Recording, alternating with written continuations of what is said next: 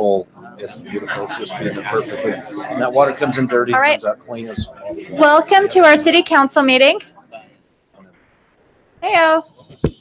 Yeah. Welcome to our city council meeting for tonight, April 9th. Thank you all for coming on a Tuesday instead of a Wednesday this week.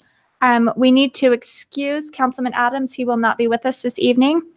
We will begin with an invocation by Councilman Isom, followed by the Pledge of Allegiance led by Councilman Hartley.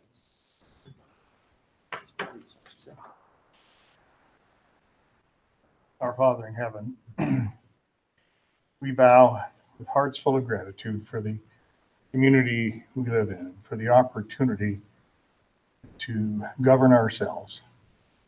We're thankful for the opportunity to meet in the city council meeting and deliberate about things that are of importance to each and every member of our community. We are blessed to live in such favorable circumstances, and we thank thee. We're grateful for the moisture we've received and the prayers that have been answered.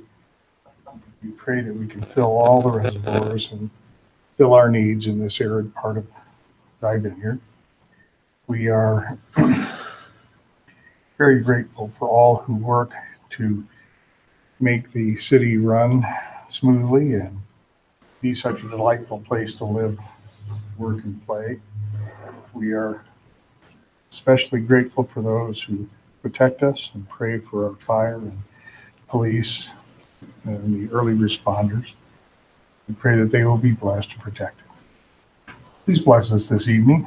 Help us with thy spirit to guide and direct our deliberations, our discussions, and our decisions. We ask for that humbly in the name of Jesus Christ. Amen. Amen. Please stand and join me in the pledge of allegiance. I pledge allegiance to the flag of the United States of America and to the republic for which it stands, one nation, under God, indivisible, with liberty and justice for all.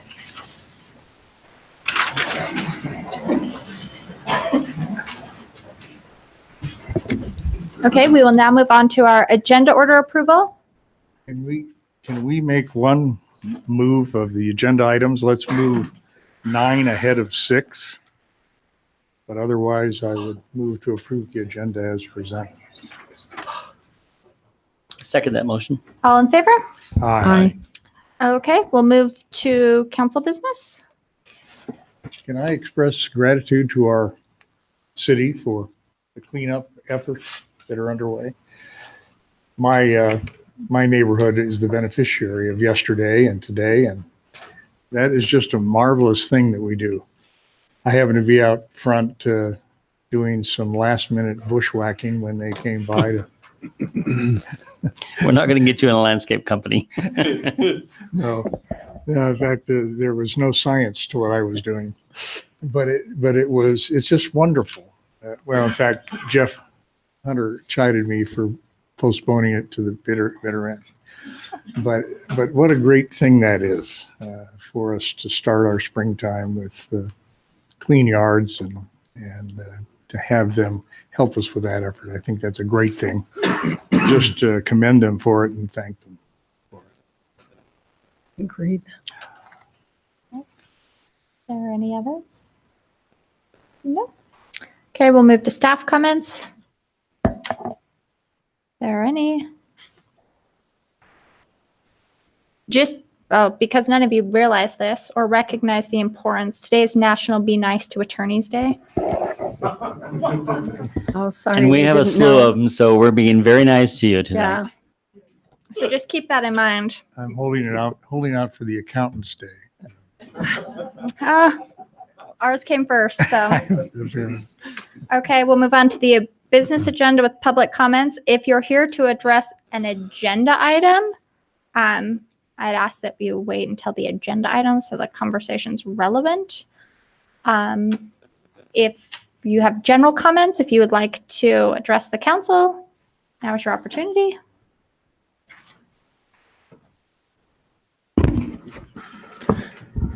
Just make sure you state your name so we have it for the record. My name's Jeff Corey. Thank you, Tyler, for talking to me a couple of times. This is City Attorney Week or Okay. You're welcome. What I'd like to address tonight to the council is regarding the rental units and the number of people allowed per unit. Correct me if I get this wrong, if you would. As I understand it, a rental unit may have 4 unrelated people in the unit. Is that correct? Yeah, so you can put a Yes. family per rental unit, well, per unit, dwelling unit, or up to 4 unrelated people. And is there a limit on the number in the family? There's not. You just Okay. need to be related by blood, adoption, guardianship. Okay. And does anyone know when this was instituted, this ordinance? I don't know what number it was or anything. Does anybody know when that ordinance was made? I looked it up a couple of weeks ago. I think it's sometime. The city's had it goes back to the city, how we define the term family. We've had a definition of family. I can see one going back to before the 50s and further back than that was more restrictive than the current definition. I want to say the current definition was adopted somewhere in the 80s. But please don't hold me to that. Those are really rough. Okay. Does anyone know why it was, for instance, put 4 on the non-related people? Why that number 4 was instituted? That'll have to do with my comments a little further. I wasn't here then, but I would suspect it might have something to do with parking because every renter generally has, we're thinking specifically with students, the number of vehicles associated with a rental, but I'm not positive that was the reason. It also has to do with safety and not throwing as many people as we can fit into a home and expect, dealing with fire codes and all the parking and all the things that come with that.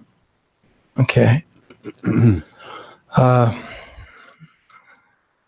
The thing I want to mention is that my 2 brothers and myself own a rental at the present time across the street from Cedar High School soccer field.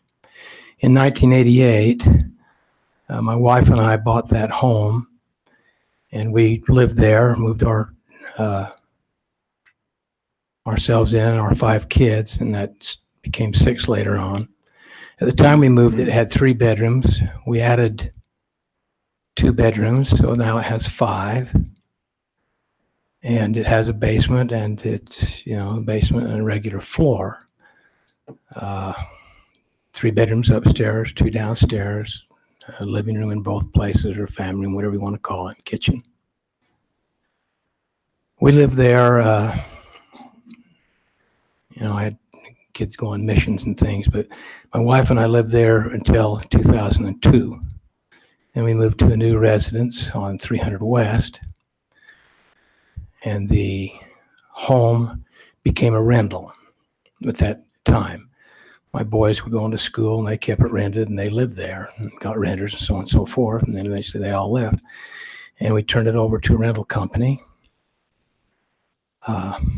Last year in 2018 of June, I took over the management of that place, and with the 5 bedrooms still, and so on and so forth.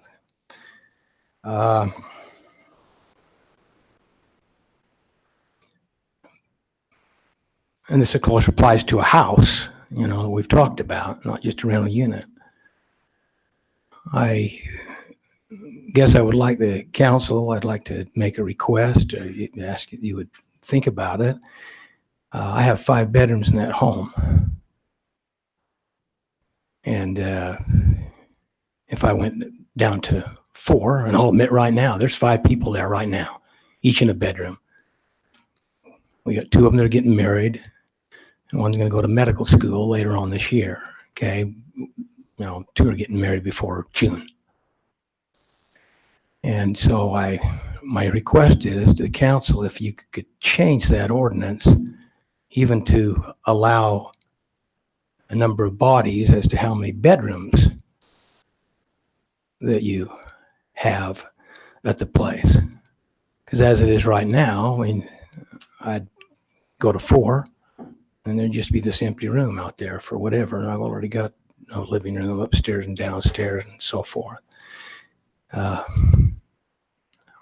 just would hope that I'm asking you to consider that, to change this ordinance to allow, in my case, to have 5 human beings legally. Jeff, what's the magic number? Is it 6?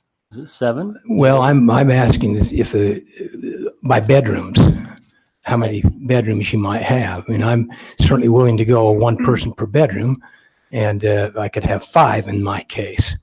Now, there's probably other rentals around. I don't know. I know one in particular. I don't know how it's all set up, but I imagine there's more than 5 bedrooms in that rental, and it's a house. Okay. So that's basically what I'm saying. 1 person per bedroom. Of course, I had a family there. I know you got different rules for family. You know, I had 8 there for a while. In that, How many cars were involved with those 8? not enough for spaces. Yeah. They're parking out in front. Right. And if it came to it, I'd just rip out the front lawn, put asphalt down, and we'd have them there. Literally, I'm with you. I have talked to Tyler a couple of times, and then I went upstairs also and talked to, it wasn't Kit, but there's somebody up in that northwest corner that is over code, I think, that I sat down and talked to also. And if it came to that point, he says, before you go and build something, talk with us, because certain materials won't be allowed. Just can't have dirt, okay, or gravel, as I was told. And anyway, that's where I'm at, and I'm just asking this council might consider that change, or change of some type to accommodate that. Don't know if you have any more questions for me. If you do, fine, but I appreciate your time. One last question I have. Yeah. Are the neighbors on either side of you, are they rentals as well? Or are they homes with people? Dolores Webster, that's her home on the west.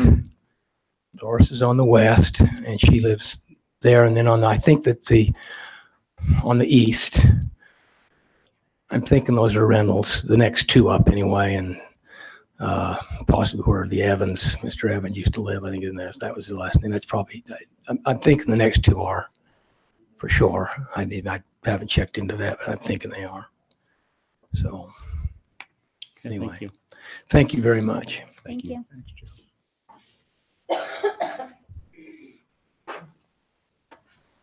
Hi, I'm Jenny Welch. Is this where we get up and say whatever we want that's not on the agenda that we want the city council to hear? Yes. Is that what we do? Okay. I wasn't planning on saying I agree with his statement, but I would agree with his statement. I think you could base a code that was made more sense based on parking spaces and bedrooms. That would make a lot of sense for a lot of different things. That's not why I'm up here. I want to tell you guys I've not been to very many city meetings, but I am grateful to be part of this city, and I'm really grateful for the work you guys do. We started a business a few years ago, and we've brought in 8 families from out of state that have come here, and it has been an easy sell to move to Cedar City. Our parks and rec, I feel like, is second to none. I can name off the top of my head like 10 different parks in Cedar without even thinking, just by saying, oh, and there's one here and there's one here. And we've moved families here, and it's been easy. Our city park, I tell them in the summer, there's always events at the city park, and there's parks all over, and we're such a family-oriented community. And I just feel like it's such a benefit for us who want this type of lifestyle to have a city council who recognizes that and prioritizes that. And that's all I just wanted to say. I'm really grateful for the work you guys do and the focus that it seems like you have based on the town that we've all created here. That's it. Oh, thank you. Thanks, Jenny.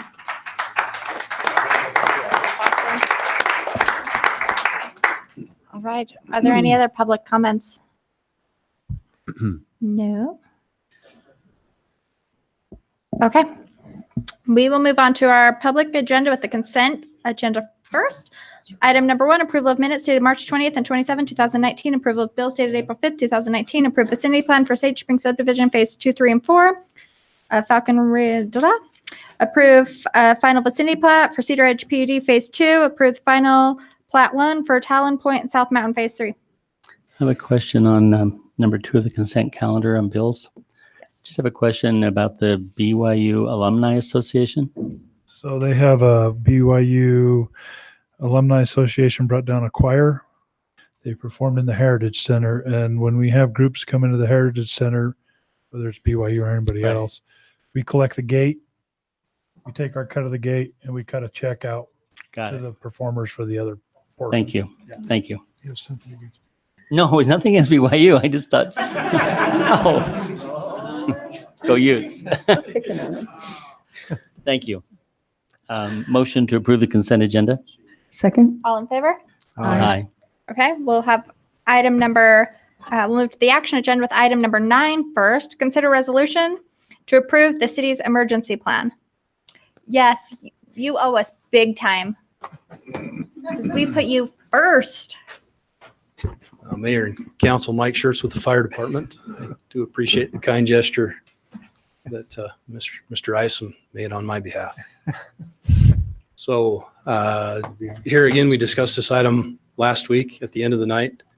I'm just seeking your approval for the resolution to adopt an emergency operations plan for the city. Any questions for me or? I'll move to approve. Second? All right, we'll start with Councilwoman Hartley. Aye. Aye. Aye. Abstain. Thank you. There you Thank go. you for all your hard work on that. And the work yet to come on it. All right, item number 6, consider an ordinance amending the street addresses along Topaz Drive from units 1 to 26. Okay, this is where we had that error out in Cedar Edge, and we have to go through this process by resolution or by ordinance to modify those addresses. And it was mentioned last week that we need to compensate those properties that already have the addresses on them. There's only, I think, 6 or 7 of those, so that's not going to be a significant amount of money to change their address plates. So Have we given them that option, or are we just waiting for them to ask? no, we'll approach them and Okay. tell them what's going to happen Okay, there. Their thank you. address is going to change. Move to approve. Second. All right, we'll start with Councilman Cousins. Aye. Aye. Aye. Aye. All right. Item number 7, leisure services presentation.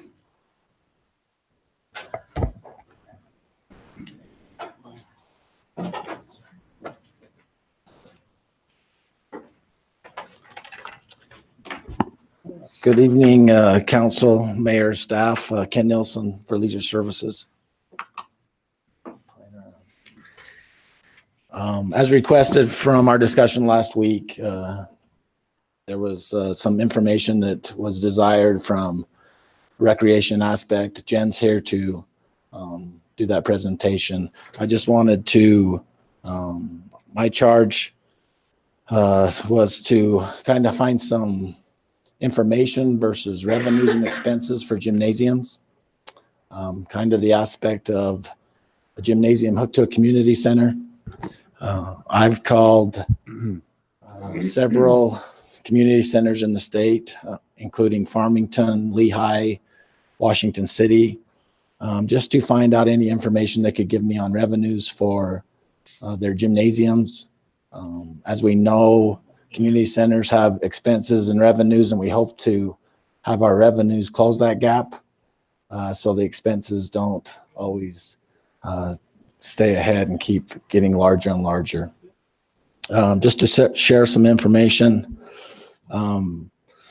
Farmington has a gymnasium that is a standalone facility. It's part of the community, but it's right next, it's adjacent to the community center, but it's not connected. So they're able to figure exactly who uses that facility.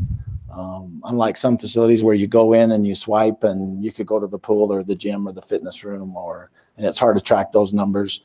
Their standalone facility, on a yearly basis, their city manager says they do anywhere from 130 to 150,000 a year in revenue. The Legacy Center in Lehigh, They are open from 6 to 10 in their facility.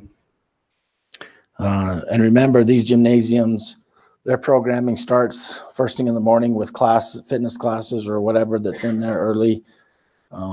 Daycare runs, throughout the day. So they have a different setup when you have a gymnasium. And so their program runs from 6 a.m. to when they close.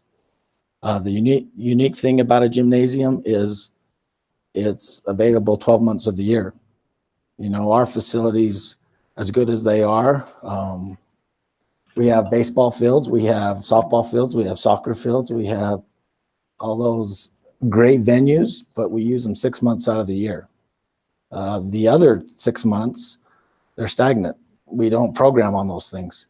So the unique thing about a gymnasium, it allows programming 12 months out of the year. And so that's kind of, their concept. Just to let you know, they had 50 indoor soccer teams from kindergarten to 8th grade. So those... Is this Lehigh you're talking about now? This is Lehigh's Legacy Center. And just for an example, I contacted our soccer groups, AYSO, CCFC, the travel teams. All those people would be really interested in having an indoor facility. Obviously, we don't have one in town. So that's the part of the programming that goes into gymnasium. And I mentioned last week, people sometimes see basketball courts. I don't see basketball courts. I see multi-programming. If you kind of know what you're doing, you don't have to have those idle very, very long. The other thing I asked them is they charge $55 per hour for renting a full gym, $40 for a half gym, $225 for all day, and $160 for a half gym all day. So if they rent their facilities for a full day, 3 gyms, they're $675. So that's kind of their price range. Washington City, he mentioned that their revenue, they make over $40,000 just in non-programming events. And what that is birthday parties, reunions, private groups. They just need space to have a big gathering. So they use those facilities also for that. And that's not talking recreation program, or that's not talking tournaments that come and schedule their facility. That is just non-essential groups. And I said, well, what's your expenses? And Chris called down and talked to the gentleman. And the unique thing about a gym is the O&M is not like other facilities. Our O&M on a swimming pool is crazy. Our O&M on a gymnasium is lights. I oversaw a gym facility for 18 years. We never replaced one cable, one motor, one curtain motor, one basketball standard. The only thing we ever replaced is nets and a light and a scoreboard controller that wore out. So in 18 years, the O&M of usage is very different than some other facilities. And so that's the great thing about a gymnasium. So I'm just sharing this info because it was requested. The other aspect is they're building a field house in St. George because they don't have enough gym space. Hurricane, you might have heard, is building a rec center. They're somewhat in the same situation as we are. They either use the high school or the middle school. And after that, they don't have any facilities used. So everybody, I think, is programming that way. Jen will talk about the programming aspects with the recreation and provide any info you have that way. If you guys have any questions for me, that I'd be happy to answer. Ken, to the gymnasiums you spoke to, the cities, how many courts were in those gymnasiums? 3 in each of those? Yes. Okay. So it's kind of like the same setup that we Yeah. would. Yeah. Okay. And that's That's kind of why we reached sure. out to those. Yeah. And they have a lot of the same.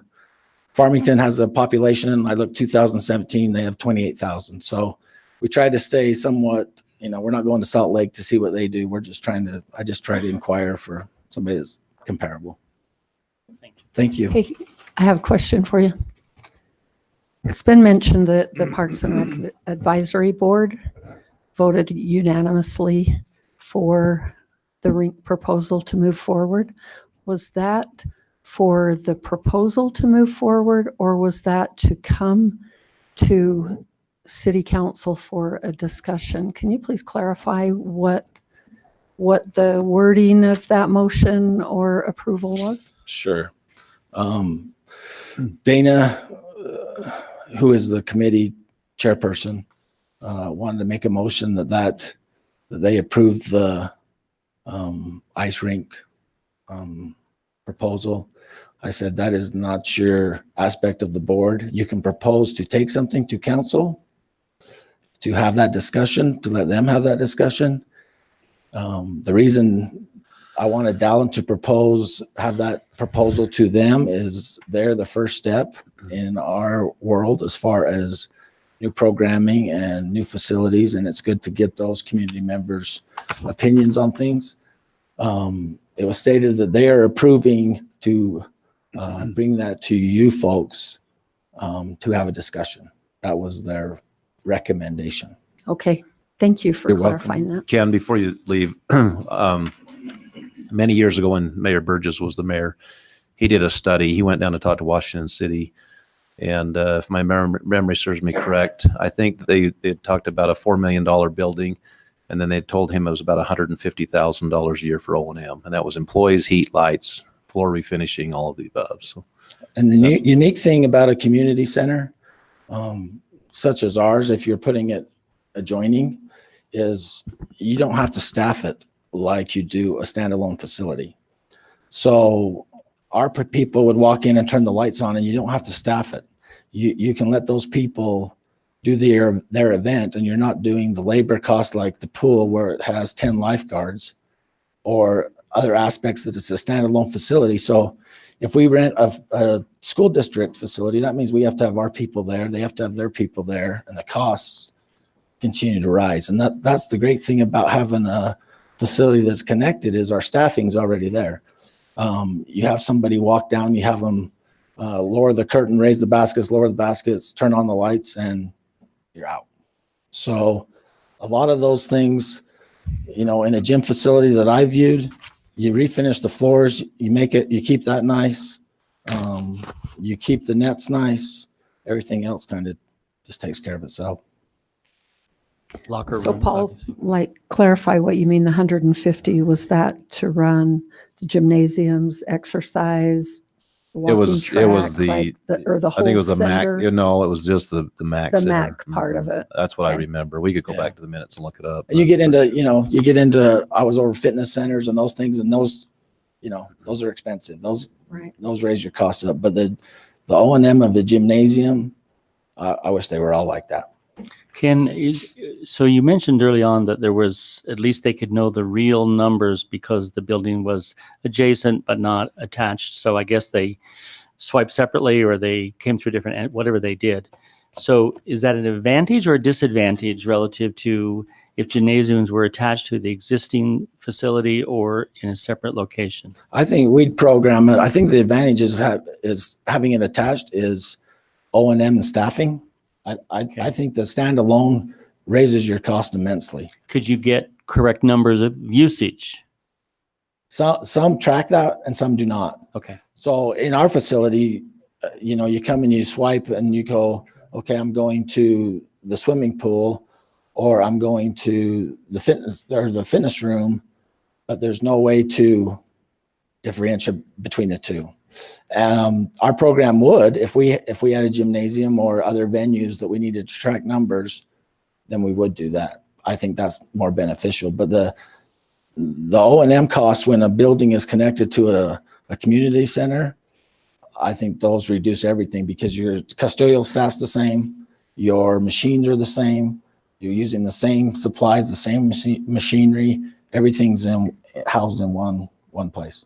Yeah, I think the more you can track individual usage to the various parts of the facility is to your advantage, because then you're going to know that 30% of our revenue and 60% of our expenses go to this part of the building and X goes to this part of the. Right. When I looked up some of their things on the website, you know, they have the gymnasiums hooked to parks and cemeteries and everything else. And so it's hard to Yeah, that's not, split it. That's not Yeah. good. We've seen some accounting out of some of the centers we looked at that allocated and tracked revenue and expense for their different operations. So there's Yeah. models out there to emulate. Thank you.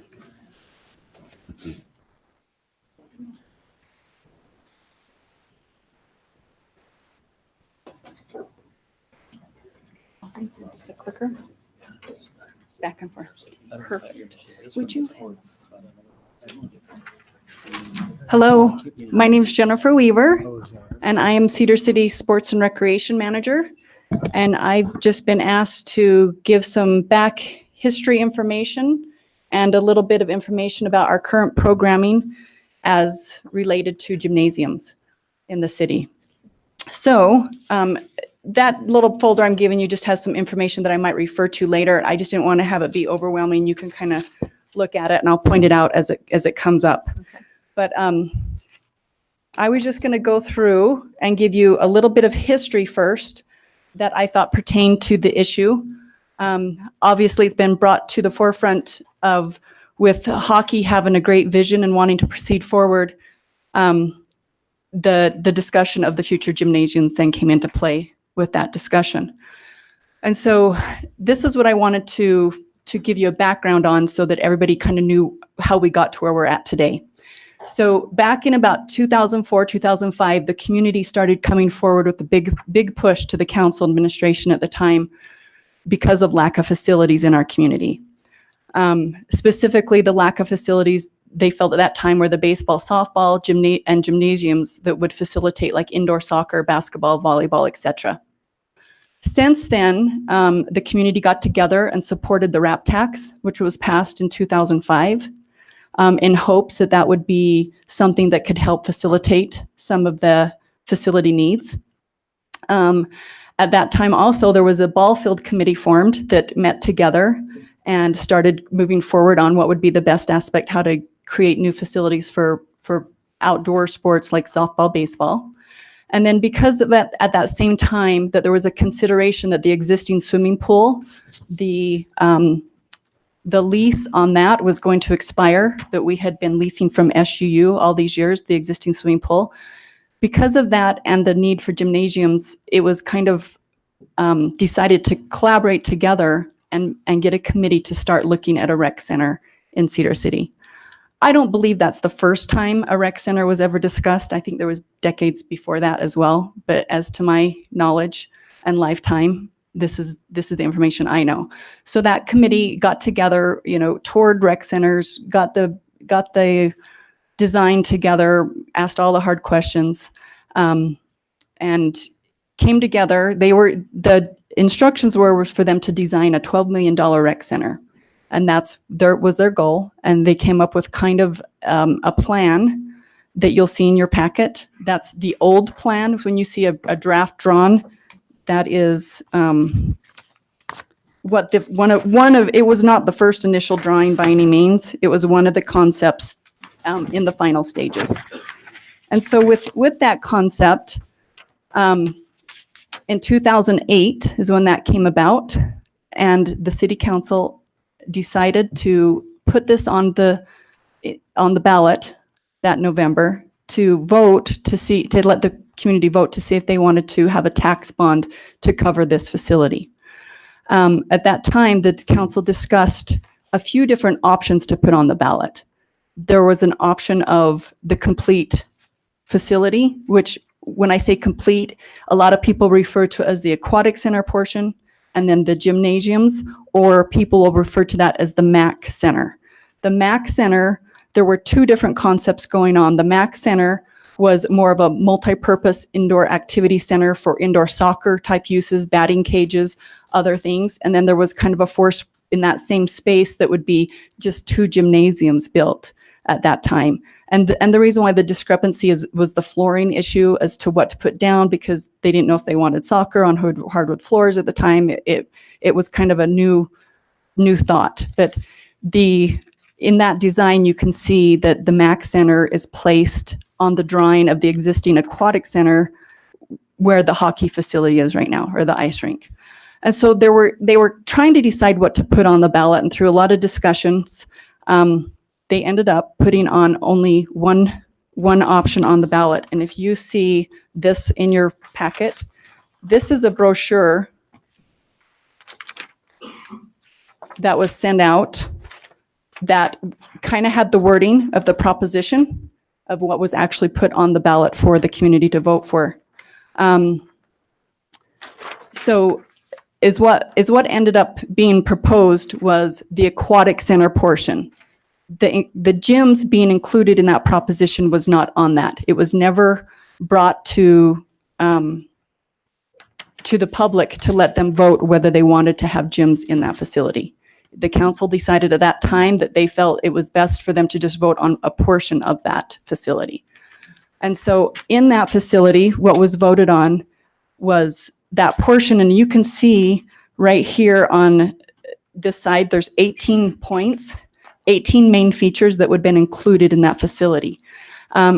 Noting that most of the things that were voted on and passed were actually built, minus number 3, the childcare was originally supposed to be designed for that first phase, and a conference type room and a little bit more extensive restrooms by the offices.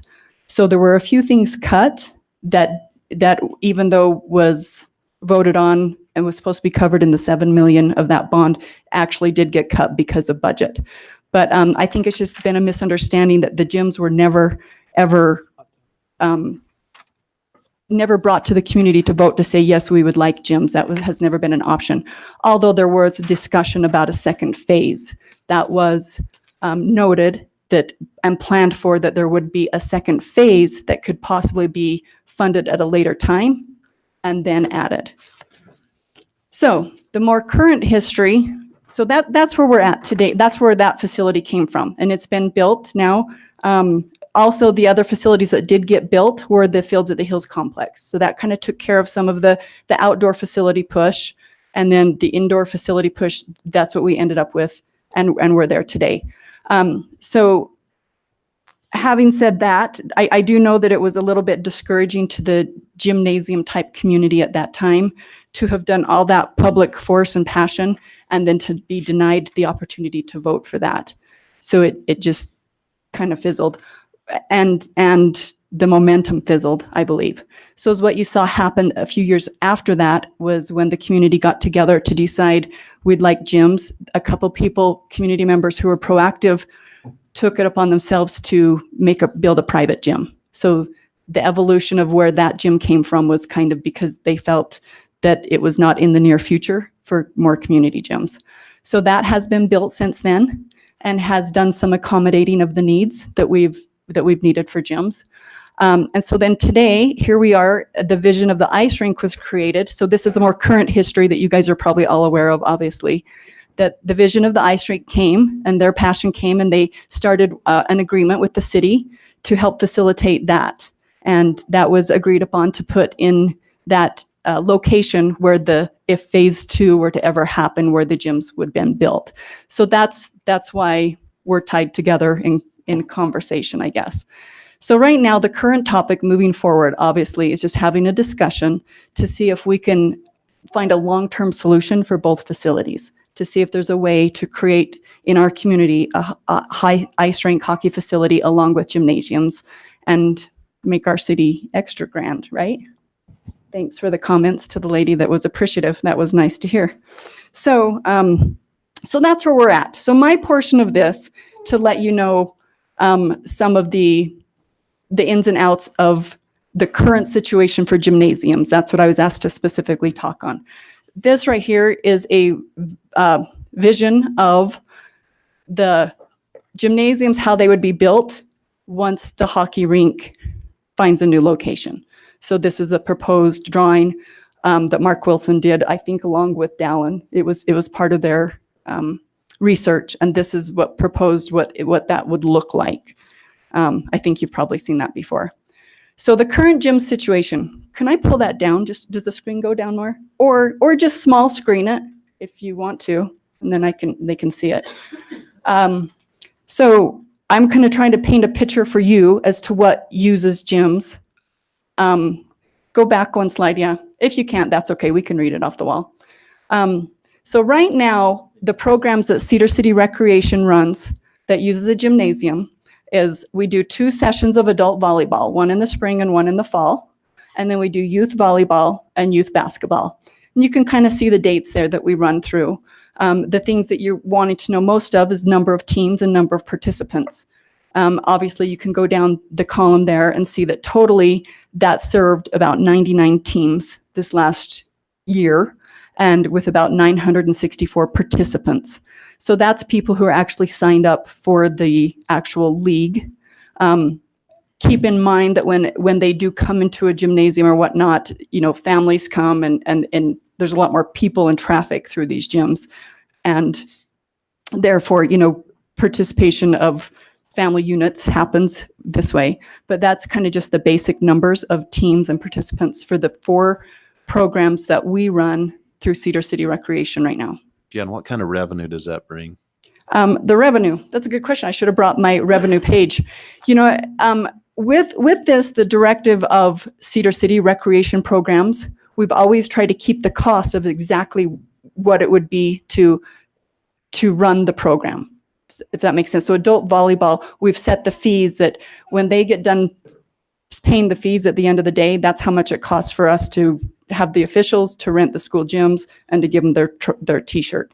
So this type of programming is not like a revenue-based idea where you're trying to make money off of the program. It's more of the service to the community. Revenue-based ideas come off of gym usage when you're creating tournaments and other events, whatnot. So keeping that in mind. Okay. Are we able to get a copy of that? Of this? Slide? Yes, I can send that to you. You bet. So just kind of asking what gyms do we use? So when we do adult volleyball, it depends on the gym I can get for the season, but as of late, we've rotated it between Southern Utah Sports Academy. So that's the new private gym that was built to help accommodate some of the needs. They've been gracious and they rent to us, and Canyon View Middle School and Canyon View High School slightly, but the trend I've seen in the last couple of years is that the high schools really have no room for us in their facilities, very minimal.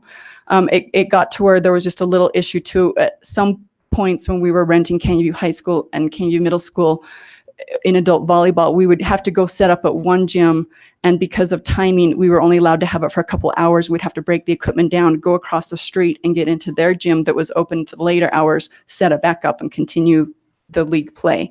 That has, things like that happen sometimes. It's just the way it is, but we deal with it. Youth volleyball, mainly we go into Canyon View Middle School, and the youth volleyball program has enough time to only run, believe it only lasts about 4 to 5 weeks tops because of the time of starting the season to the end of the season, gym space, avoiding border league volleyball, high school volleyball, then getting into basketball. So it's kind of a really short time span program. We compact into a lot of weeks. So that's the result of the program itself, not the gymnasium available. It's a little bit gymnasium availability. It also has to do with working around other programs. Yeah. To be real, is some of the other programs going on, trying to accommodate so that a child could participate in what they call border league or middle school level volleyball, and then Cedar Rec volleyball. Youth basketball, we use up to 9 different schools to accommodate youth basketball. And the reason being is any given Saturday, we could have up to 6 gyms running for games. And then in the youth programs, we allow coaches to have 1 hour practice each week. And therefore, that's when we usually use like elementary schools that we can get into, middle schools, and that's why there's 9 different gyms. And when I say 9 gyms, we don't have 9 gyms full all week long, all the time. It's really just trying to get spaces here and there around other programs because we don't really get a full gym all week long. So it's just hit and miss, but we do communicate with 9 different gyms in scheduling. So right here, you're saying, how does this work? How do you rent from a gym, or how do we use these gyms? So is what happens. The Iron County School District has set up a program, and they call it the Community Schools Program. And they offer to Cedar City a rate that you can see. It's the main gym is rated at $35 an hour, and an auxiliary gym is $25 an hour. So that is a special rate that they give to us. If somebody else were to call the Iron County School District and want to reserve a gym, the rate would be higher. In addition to the hourly charge that we pay for each time we have a game or a practice, on Saturdays, when there's not a custodian in the building otherwise, then we are to pick up, and one of their custodians goes on our payroll as our employee, and we pay them $11 an hour to open the gym in the morning, to be there throughout the day, and then close it at night. So we have an extra person on payroll when we use school gyms on weekends or hours that custodians aren't normally there. So on a yearly average, the past few years, the trend has shown that our total bill going to Iron County School District has ranged between $20,000 to $25,000 with the programs that we currently run right now. So that's the money we pay them out. And that also does include, that total amount is not just Iron County School District. It does include Southern Utah Sports Academy. I should know that. And Southern Utah Sports Academy, the private gym, just matches the prices that Iron County gives us. Although it's not their going rate either. They can usually get a little bit more money as well, but they do that as a favor to us. So these are the gyms listed in their community school involvement that are listed as community school gyms. Although I'm going to say Cedar High School and Canyon View High School, really we don't have the opportunity to use a lot. And then also note that North Elementary, Three Peaks, and Iron Springs, when we say their gym, if any of you've been into their gyms, they're not gyms that you could use for spectator use at all. And actually, when the team's going on practice, North Elementary is only a half-court gym because they choose to keep the other half of their gym set up for educational purposes. And same with Iron Springs and Three Peaks. They have their performance stages set up in their gyms at all times. So it's never a full gym situation. It's a workaround space kind of situation when we go in there. So they're not super conducive to a real sporting event for any reason other than a simple practice for young kids. The gyms that are more beneficial are the middle school gyms. So the ones that we run most are higher end real gym type activities out of. Okay, this is just an example. This is 1 week. So if you picture from mid-October to February, every week I make up schedules of all the gyms, and I communicate with 9 different schools. And with those 9 different schools, sometimes it's 3 people at each school that I'm communicating with, depending on secretarial, principal, or custodian. So the hard work for me is every day I spend time communicating with coaches and schools, telling them when their practice is going to be that week. We try to have a set practice, but what often happens, as you can see, you can't see it very good, but it's blocked out at the bottom. All of a sudden that day at that school, we were notified there's a band concert. So then anybody who was supposed to practice on Thursday, I've called and said, you can't practice this Thursday. Let's try to fit you in here at another gym. So this is 1 week schedule. And you can see this is for during basketball season. We have Cedar Middle School Auxiliary Gym, Cedar Middle School Main Gym. This is Canyon View Aux Gym, Canyon View Main Gym, with all these things. You can see in there, we blocked out a few places for Border League because we have to work around their programs as well. Then we have Iron Springs that's used. Three Peaks is used partially only because they truly are only a half a gym. So we can only put 1 team in there at a time. And then we do use North Elementary as an overflow sometimes. And each week throughout the basketball season can be different depending on what's going on in those school events. And so oftentimes there's last minute changes and a lot of communication issues with who's going where and at what time. So, but we do the best we can to be proactive in scheduling that. But that's just a sample of 1 week's practice schedules for a basketball type program. Okay, so I thought there would be some questions that would come up, and I'm going to answer a few of them. You can ask me more later. But the ones that I've kind of had brought to my attention lately is what are some of the scheduling issues when I go to scheduled gyms? For example, there was an instance this year where I was asked to, I had had the gym scheduled for 4 months, and another activity presented itself to this particular gym, and they thought it was a little more important to accommodate them, which if it was or wasn't. But I was told a week or two before, you're not going to be able to have the gym for your basketball games that week. So I thought, no problem, I'm going to try to find another gym to schedule. So I called around, and I kind of know what gyms are open, and I was discussing with one of the high school gyms, can I come in? I got the gym scheduled, and I was really excited. And then they gave me a call back letting me know that none of their custodians were willing or available to work that Saturday. But if I wanted to pay $45 an hour, then we could hold our games there, because one of the custodians was willing to work their time and a half pay rate. And so all the gym was sitting there to use. I wasn't able to use it because of dependent upon the school district employees wanting to be there as well. So that's an issue. Oftentimes I'll get a call a day or two before practice saying, we didn't realize there was going to be a science project set up in the gym. You can't have the gym on Thursday and Friday. And then I immediately call the coaches and say, would you move over here? And sometimes to the aspect, when I talk about practice in a gym, if you picture a full court gym, we actually assign 2 teams into, they don't get a court by themselves, that one practices on one end, one does the other. And so at one point this year at North Elementary, which is already a half-court gym, then I had to assign extra teams in there at the same time. So they had to share the half-court space. So it was kind of not a realistic situation for a practice for teams. So there are definitely scheduling issues that happen, but we manage through it through, proper, and I try to kind of foresight any problems that could come in the way, and we try to combat those as they come. If we were to get 3 gymnasiums at some point, do we still need to rent Iron County gyms? And I'm going to say my best guess answer is probably yes. At times, there would still be a need for more than 3 gyms. And saying that is because dependent upon the programs that go into if our facility, if we have 3 gyms, if we want to leave one court open for open rec type people, for coming off the street type people, then we can't schedule all 3 gyms all the time, if you understand what I'm saying. Also, everything I'm talking about referring to the gym space we have now is programs that we can run in the capacity that we have now. There's been brought to my attention a request as of late for a few more programs to be offered. One of them is high school recreation. Our community does not serve any high school age type recreation, where other communities do provide programming and teams for those kids who otherwise didn't possibly make the high school basketball team, but still want to play some basketball, some games. Calling the communities around us and whatnot, I was talking to a few of them about their programs. And for example, Spanish Fork said that they have 40 high school age basketball teams that they provide a recreation program for. So they're serving 40 kids that otherwise wouldn't be served.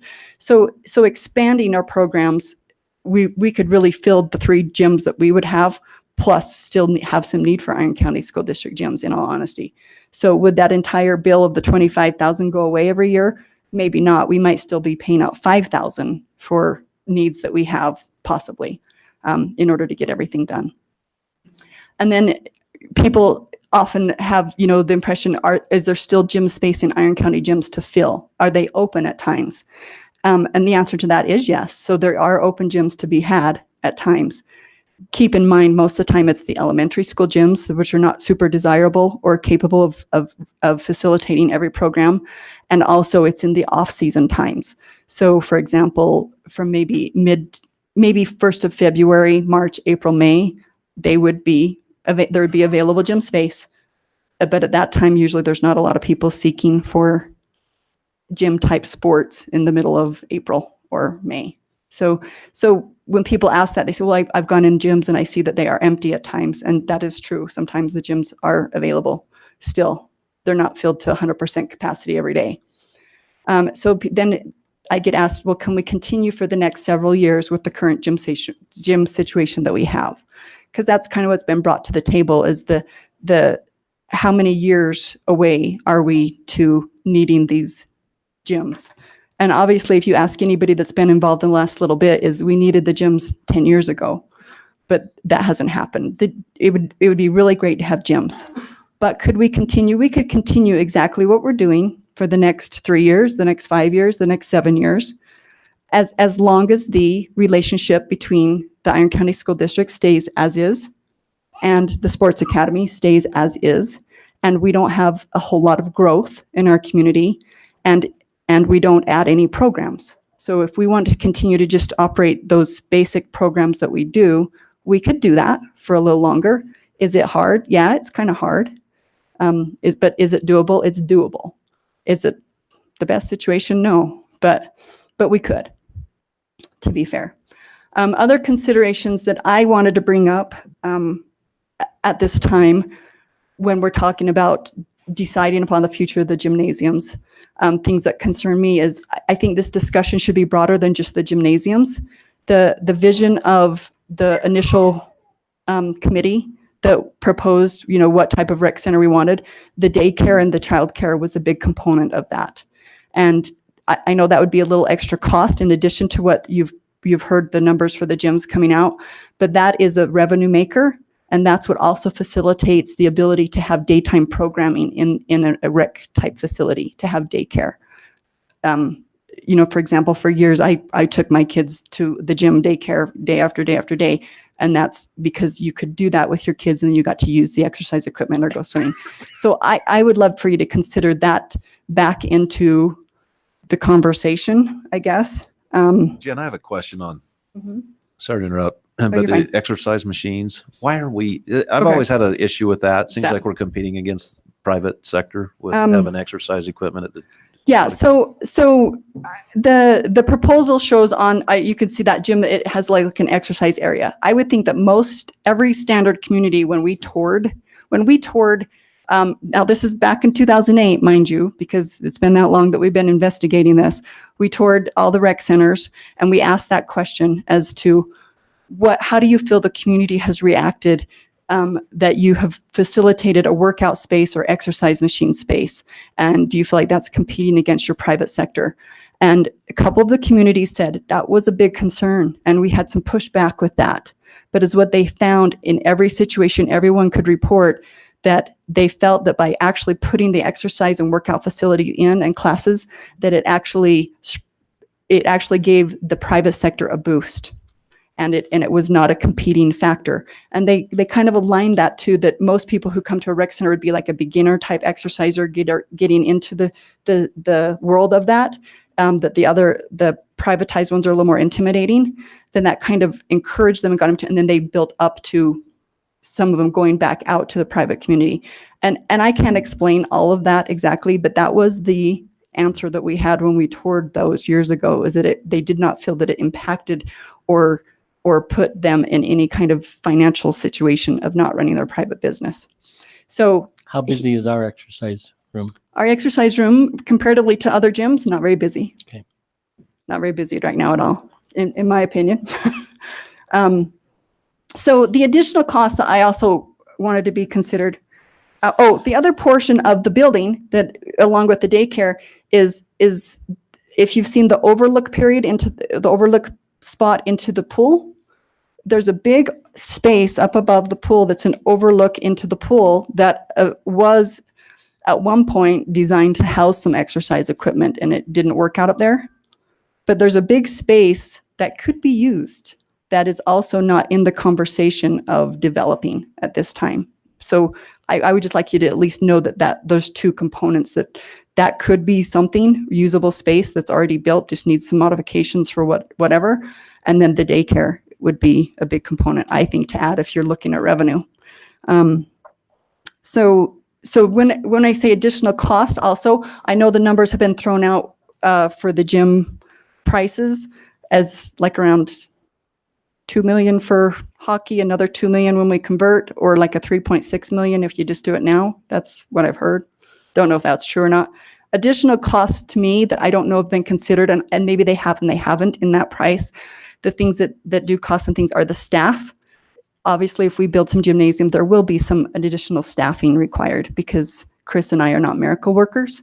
And we don't want to run the whole facility press program and have all these expectations. That's not what we've heard. We've heard that you are. There we are. Yeah, I don't know. So just considering that there will be more staffing needs when the facility is constructed.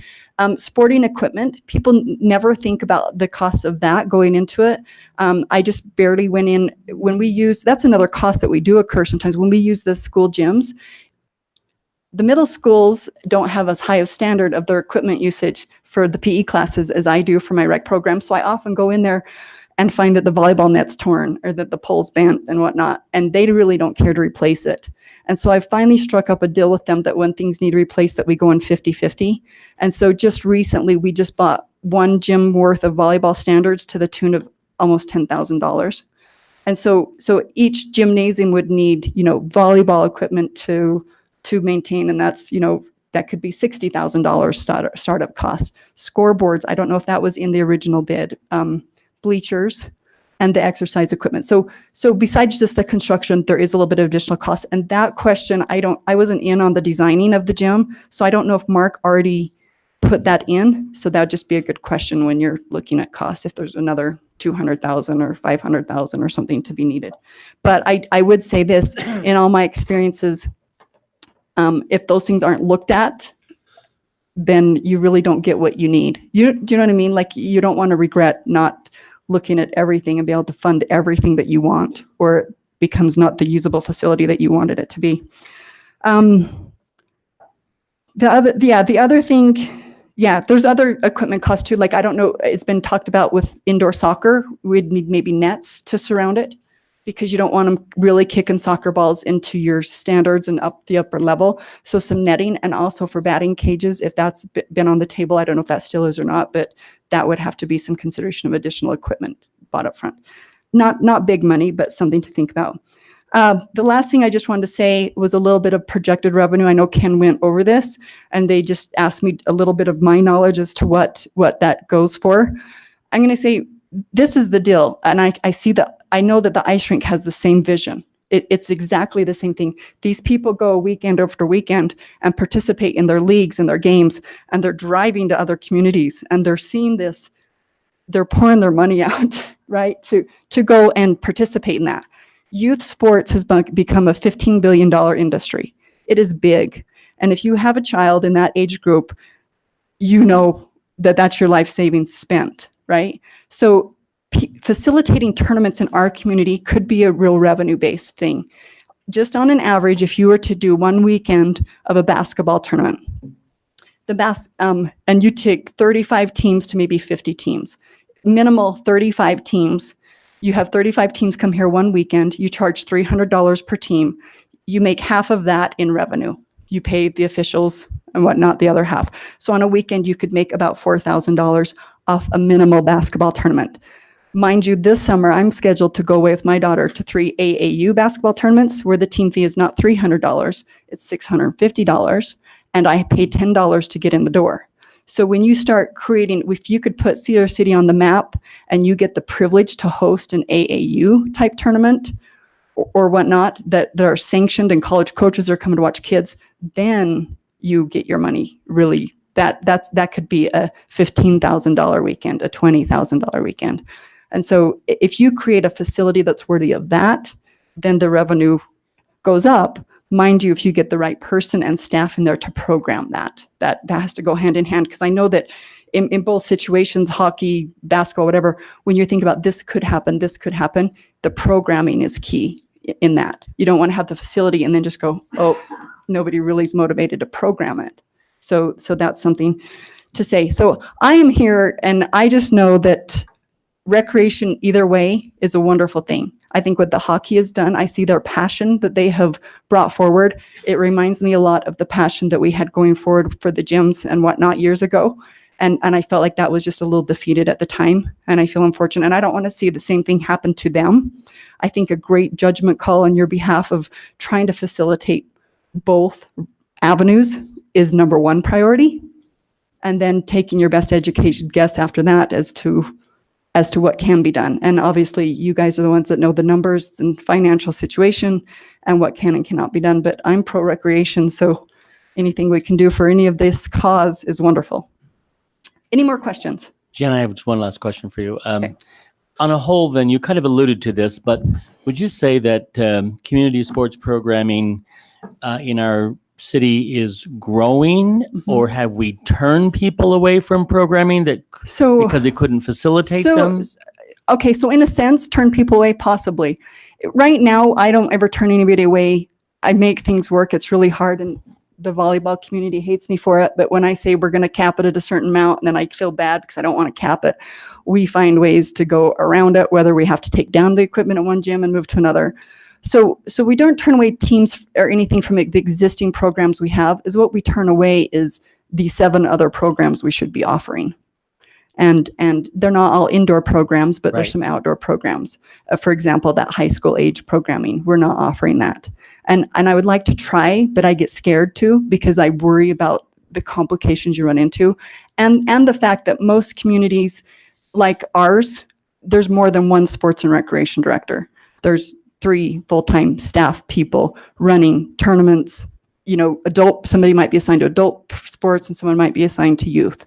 And then there's some really non-traditional recreational things like pickleball that we don't offer, you know, or frisbee or kickball or dodgeball. So we're really in our community, really basic offerings for recreational programs. So what you're We could do saying more. is you can make some pretty good money on the weekend, but you've got to hire more people to do that, make it happen. Yeah. I mean, so there's like But it a might be trade. kind of a wash, right? Yeah. I mean, you could. I don't know if I would think that this facility in general, obviously the revenue would pay for that staffing. Do you know what I'm saying? So I don't know if it'd be a wash per se. I'm saying we could offer a lot more to our community. And in addition to I do agree that the topic of when you're providing more programs, it does take more staff. But offering quality of life is a wonderful thing on my list. Well, And so but I think it's also worth in it. addition to your economic value of the 25 or 35 teams coming in Mhm. for the recreation Mhm. side, there's a big economic factor to hotel rooms and Yes. restaurants Yes. and gas stations and all Mhm. sorts of things that happen. Yes. And that's whether it's a hockey team or a basketball team or Yes, whatever it all is. of it, the same vision. Sure. I mean, everything you do, it's all the same vision. And I'm just saying that parents are paying the money to do it. So it's a good thing to jump on, right? Okay, good. Thank you. Thank Yeah. you. Thank you. Okay. So now give me this second. Okay. So that was our leisure services presentation. So do you guys have any other questions related to that agenda item? No. Okay. Then we'll move to our next agenda item, which is item number 8, consider MOU for the ice rink. Now it's your turn. The minor technicalities of you still have to have it under the right item. I'm Dallin Staley with the ice rink. I'm just so eager to get up here. Maybe just so I know the audience, how many of you weren't here last time? I was thinking I would kind of give maybe a sped up version of kind of what I presented last time for those that weren't here. So maybe just, okay. So we've got a few that weren't here last time. And So I there think I could be a went, lot of people, it's recorded too. So a lot of people like watch from home. So you might have an Yeah, so I- audience there too. yeah, so I think it would be good for us to do maybe just a sped up version of what I did last time, and then we'll get into some more detail. You've got maybe that bring it flash up drive, right? and maybe bring it up to date because it's changed a little Yeah. bit from last week too. Yep, So bring sorry. bring us to where we are today. No, that Yeah. screen comes. Yeah. up further. It's not tonight. So yeah, it should be that one right there. No, this was the wrong flash drive. Maybe that was my one from last time. I handed you a flash drive right before the meeting. Yeah, I've got It them all looked in the here. same. Sorry. Not sure which one. Only showing me 2 flash drives. so Oh, that's the other one. it's not that. While we're doing this, you can start on your kind of summary. Okay. Well, He wants pictures. You want I want pictures? pictures. No one wants to listen to me talk. So sorry. He's a visual guy. I'm a visual guy. Because it goes to that line of work you do. It's so visual out there.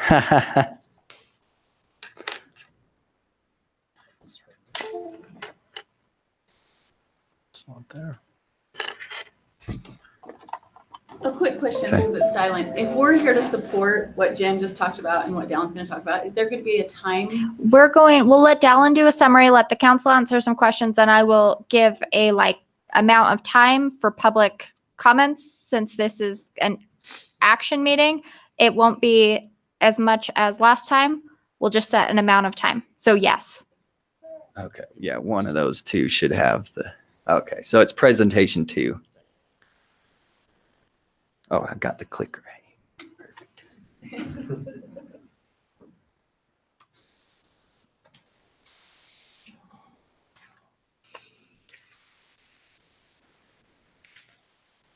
Okay, so I'm going to speed through the history, but for everyone that wasn't here last time and everyone watching, I think it'd be good.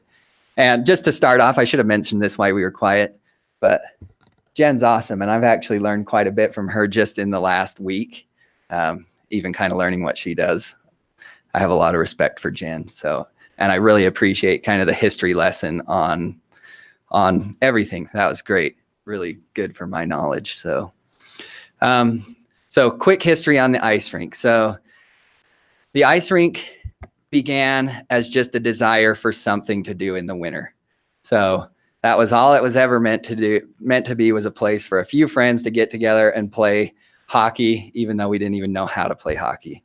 So it didn't take very long for us to realize that there was actually people in town that knew how to play hockey and wanted to play hockey.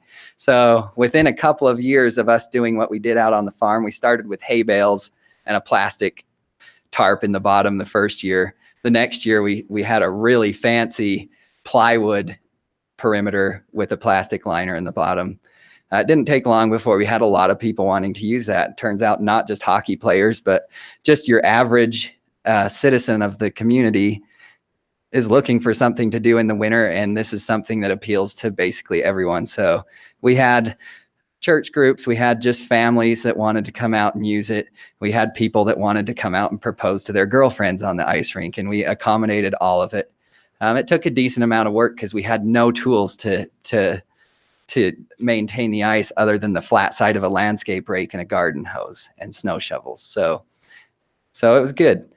In 2013, we thought the community really needs something more than what we have to provide. So we came to the table with about $100,000 worth of an investment in equipment and things to make an ice rink work. We asked the city to give us a place to put it and to use the RAP tax funds, which Jen kind of mentioned that in her history. That was what RAP tax funds were meant to go towards, is new facilities that improve our community. So it fit the bill really well. We had a great partnership with the city and we made something really good happen. That's the ice rink that's there right now. It's been there since 2013. So this was the 6th year that we've been in this location. So this is about a 2-minute video. It goes through kind of all of the activities that we did at the ice rink this last year. And I think a picture says 1,000 words. So I think this would be great for everyone to watch. I think it'll play. Yep. And I'm going to just explain while it goes so we can speed through the next part of this history too. So this is our public skating session. So it's very, very typical public skating sessions that you're going to see here. Fairly busy, but lots of people having fun. We could average somewhere between 100 and 700 people in a day for public skating, depending on if it was just a weekday or weekend or whatever.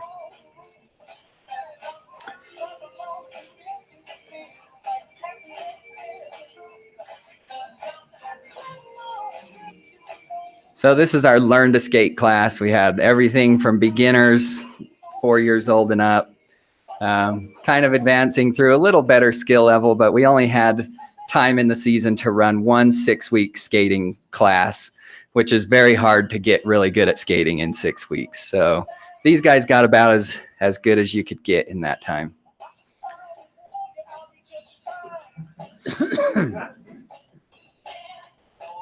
So this is getting into our hockey. So this is starting out at the lowest level of hockey with our 8 and under kids.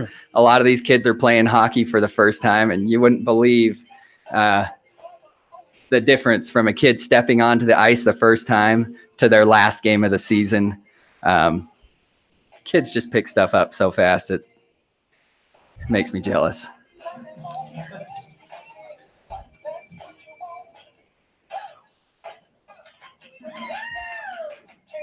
So this is the next division up. This is the 10 and under division. So that most of these kids have been playing for a few years.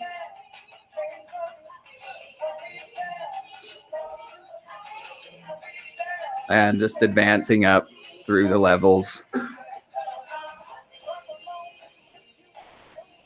So we host everything from 4-year-olds starting out in hockey all the way through 70-year-old plus hockey players on your guys' team playing in the adult league. So this is the high school team. In the past, last 2 years ago, we weren't allowed to have any high school games. This year, they allowed high school teams to come to our rink again. This is our adult league.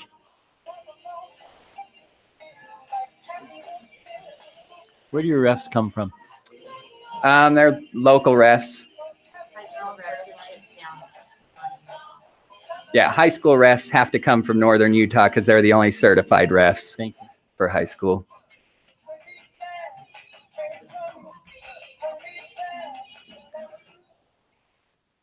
So kind of fun to see. For what we have there, we run a fairly full service operation as well as we can. So yeah, over the last 2 years, we've averaged about 15,000 public skaters. Keep in mind, this is only a 3-month operation. So in 3 months, 15,000 individual passes, also in the neighborhood of between 60 and 65 private rentals. So that's large groups that come somewhere between 30 and maybe 80 people in those groups. When we have a private rental, they pay $200 an hour for their private rentals. So Learn to Skate, we've had a fairly consistent participation of 37 2 years ago, 39 this year, 57 youth hockey players registered last year and 79 this year. So we had almost a 50% increase, I think. Anyway, a fairly good increase across the board. High school, we've had a high school team basically from the beginning.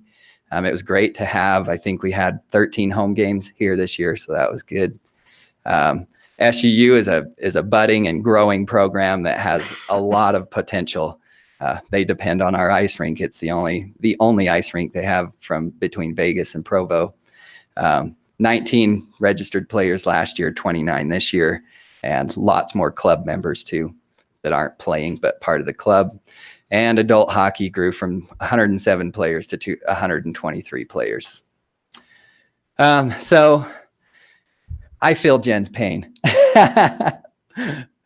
Jen works hard, just so you guys know. We experience a lot of challenges too, and I don't want to focus on them as much.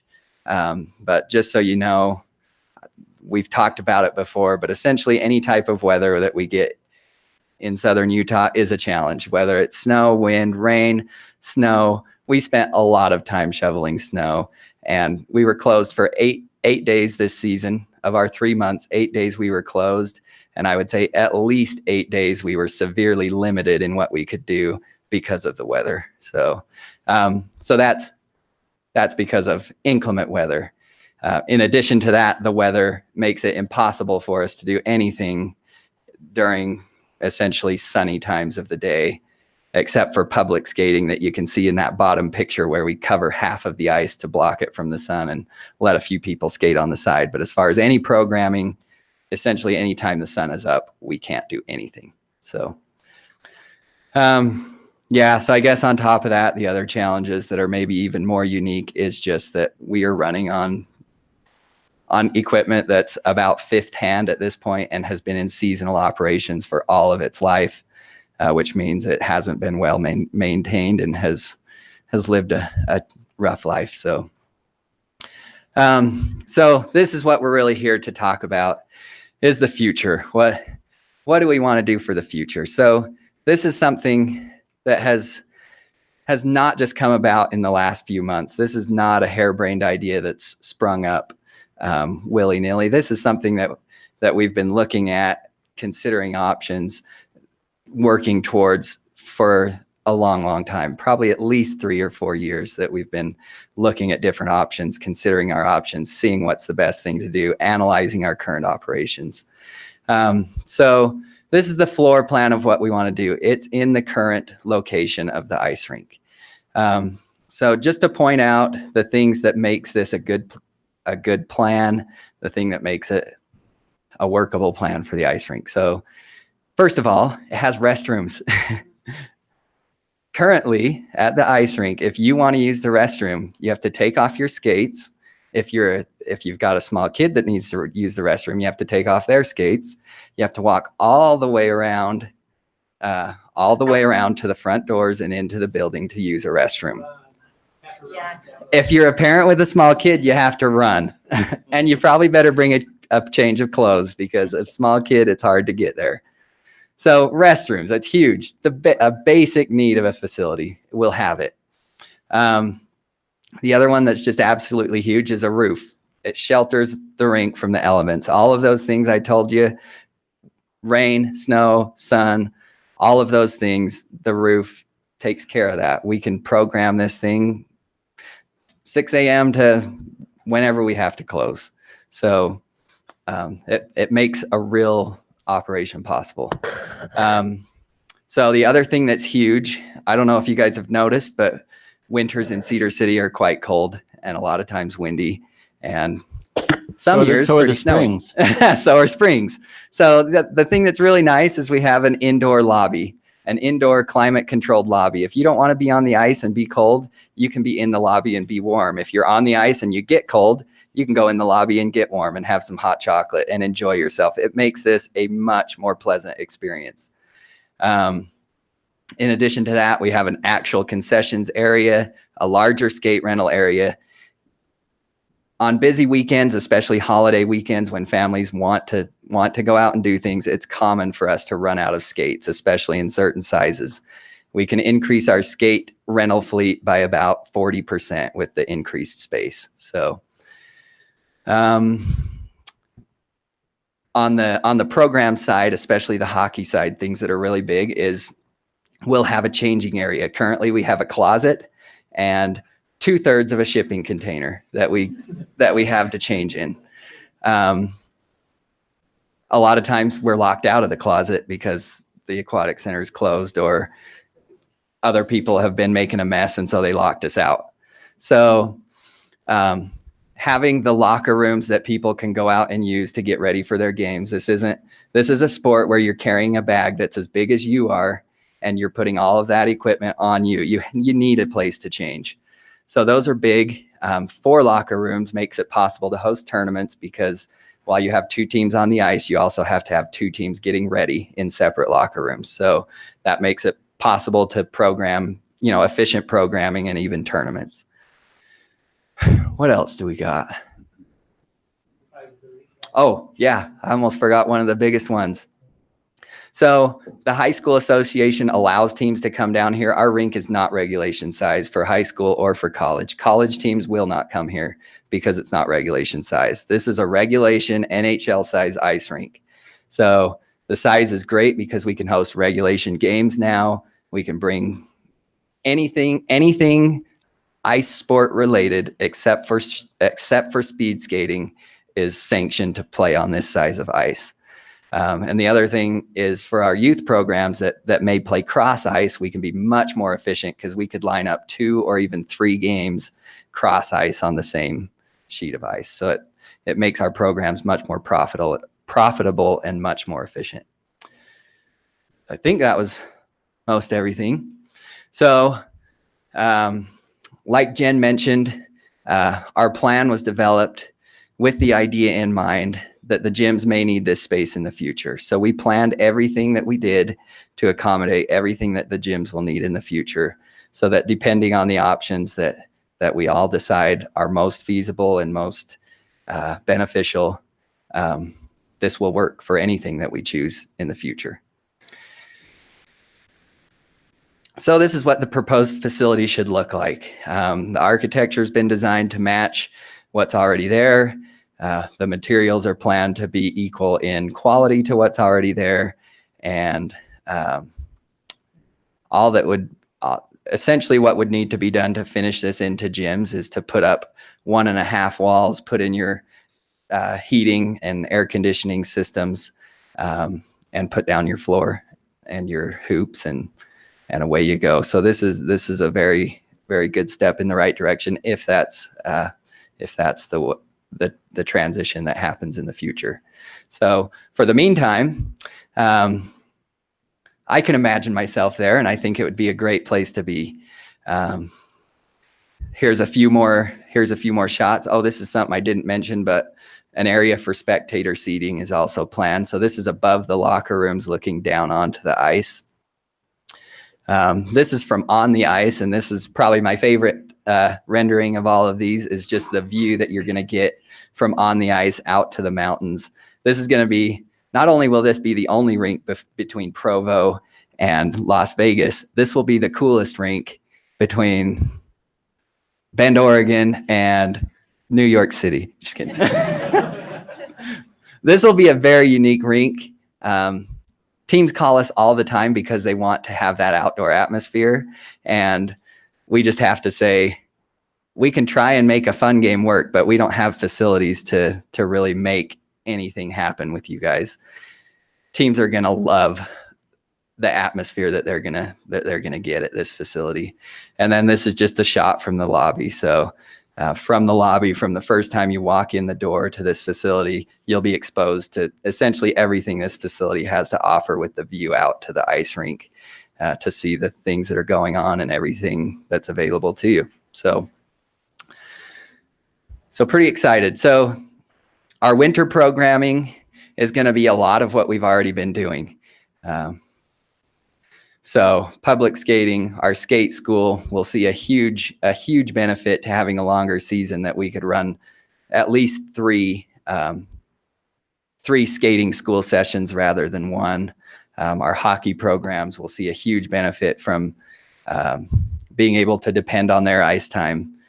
Just like gym time gets canceled, ice time regularly gets canceled for one reason or another, just because of weather mostly. Figure skating is really something that can't develop without a longer skating season. So that's something we think will develop and become very popular.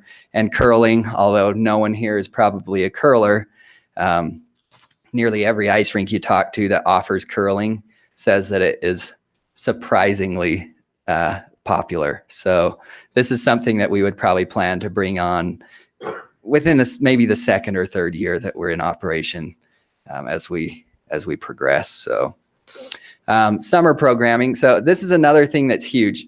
With a 3-month operation, I don't know how many of you in here have run a business, but it's pretty difficult to find employees that want to work for 3 months and then want to come back 9 months later and work for you again. It's just a perpetual cycle of training. So to be able to run a year-round facility is enormous for us. And that's what we plan to do. We plan to run 6 months of ice skate programming and then 6 months of summertime programming. So some of our summertime programming will be similar to our wintertime with roller skating, public sessions, recreational skating, but also a roller skating skate school, roller hockey programs. One thing that we're really excited for is a day camp, a summer day camp, where we can offer lots of things, skating, but in addition to skating, expose them to lots of other sports in our facility, and also lots of other activities with what could be offered in that general complex, with kayaking and fishing at the lake and all kinds of other things that you could imagine doing as a day camp with kids. It's going to be awesome. And then the other aspect is just the multi-use aspect. So this picture here is from Bend, Oregon. They run a facility that is very comparable to what we're trying to do. And they don't run any roller skating because they don't want to compete with the local roller skating rink. So all of their summer income comes from multi-use. So their day camp is a big part of that multi-use, but volleyball leagues, cornhole leagues, pickleball, badminton, basketball, all of these kinds of things are things that they offer as multi-use in the summer. I have a curiosity question. Yeah. What is the surface in the summer? It's For a sport roller court. hockey and- It's a plastic sport court. Is it? So, yep. Yeah, Alan, along with that question, how do you, like for pickleball, volleyball, you just plan, because the tubing for your cooling is really close together. How do you plan all that with your brackets? And is that just a, We'd guess they figure it must out. do it all the time. They right? figured it out. So there is a way to do it. I don't know. But yeah, I don't know if they have big wells that they put in for like the standard or if they have screw down type standards or what, but yeah, they do it. So yeah, that in a nutshell, that is our plan for programming. And it's fairly well thought out, and all of the labor, staffing, and operating expenses associated with that have been worked into our projections. So yeah, moving on to the next phase of discussion. So this is the proposal that we would like to ask that we move forward with. So keeping in mind that that we understand other needs of the community and we're sensitive to that, and we want to leave options open for that. And the city has indicated that there are options and good potential for that in the future. So the basic starting point is we need a 20-year lease. And as we've discussed that, that's kind of the starting point for us getting the financing and stuff that we need for this facility. I guess the basic premise is that this facility will be able to facilitate our needs and our programming and benefit the community in a big way for years to come. So one thing that we put in here, and this is really not a sticking point of negotiation in any way, it's more of an offer up to the city, that in our planning, more in our detailed planning especially, we would like to research the return on investment in integrating the chilling system with the pool. And I'll just say it as basically as I can. The chiller produces millions of BTUs of heat per day, and the pool consumes millions of BTUs of heat per day. So it's a very feasible thing. It's a common thing to do, and it's something that we are willing to offer up, and we are willing to order our equipment to facilitate that. So would the equipment come with the heat exchange to do that? So all you'd be tying in is pipes, or?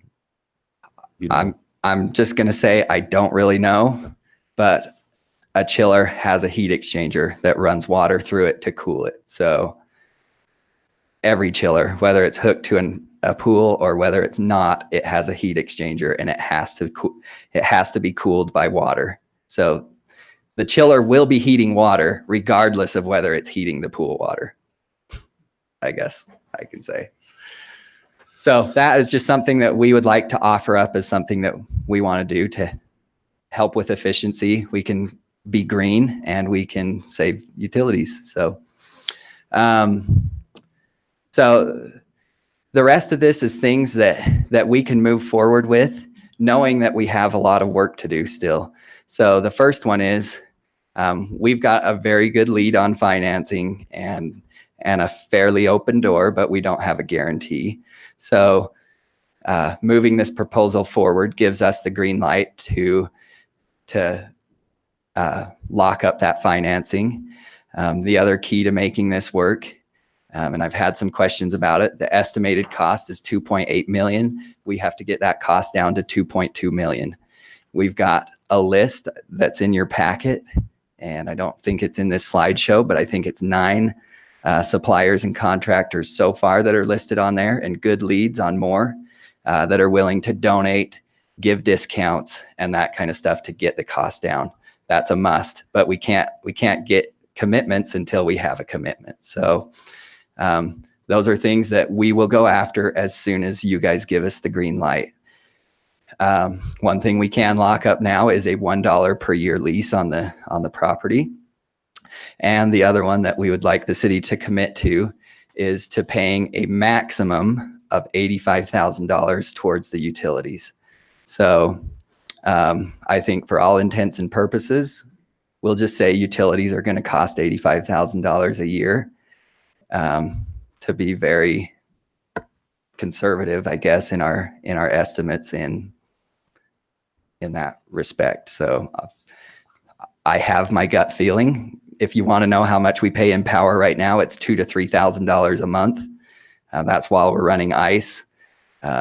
Staley West pays less than $1,000 a month to run all of our facilities for power. So it's reasonable to think that our utilities will be less, but let's stick with $85,000 because that's what we're asking you to commit to.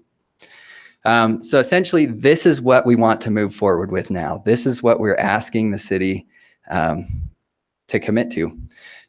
So for the future, the options are open. So this has kind of changed in the week since last council meeting.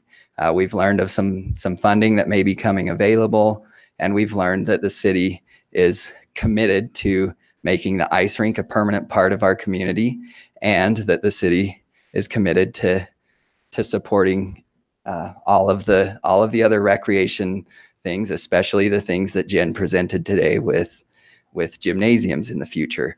And we fully support that. We want to be a part of it, and we want one of these options to come to pass, I guess. 2 of the 3 we want to come to pass.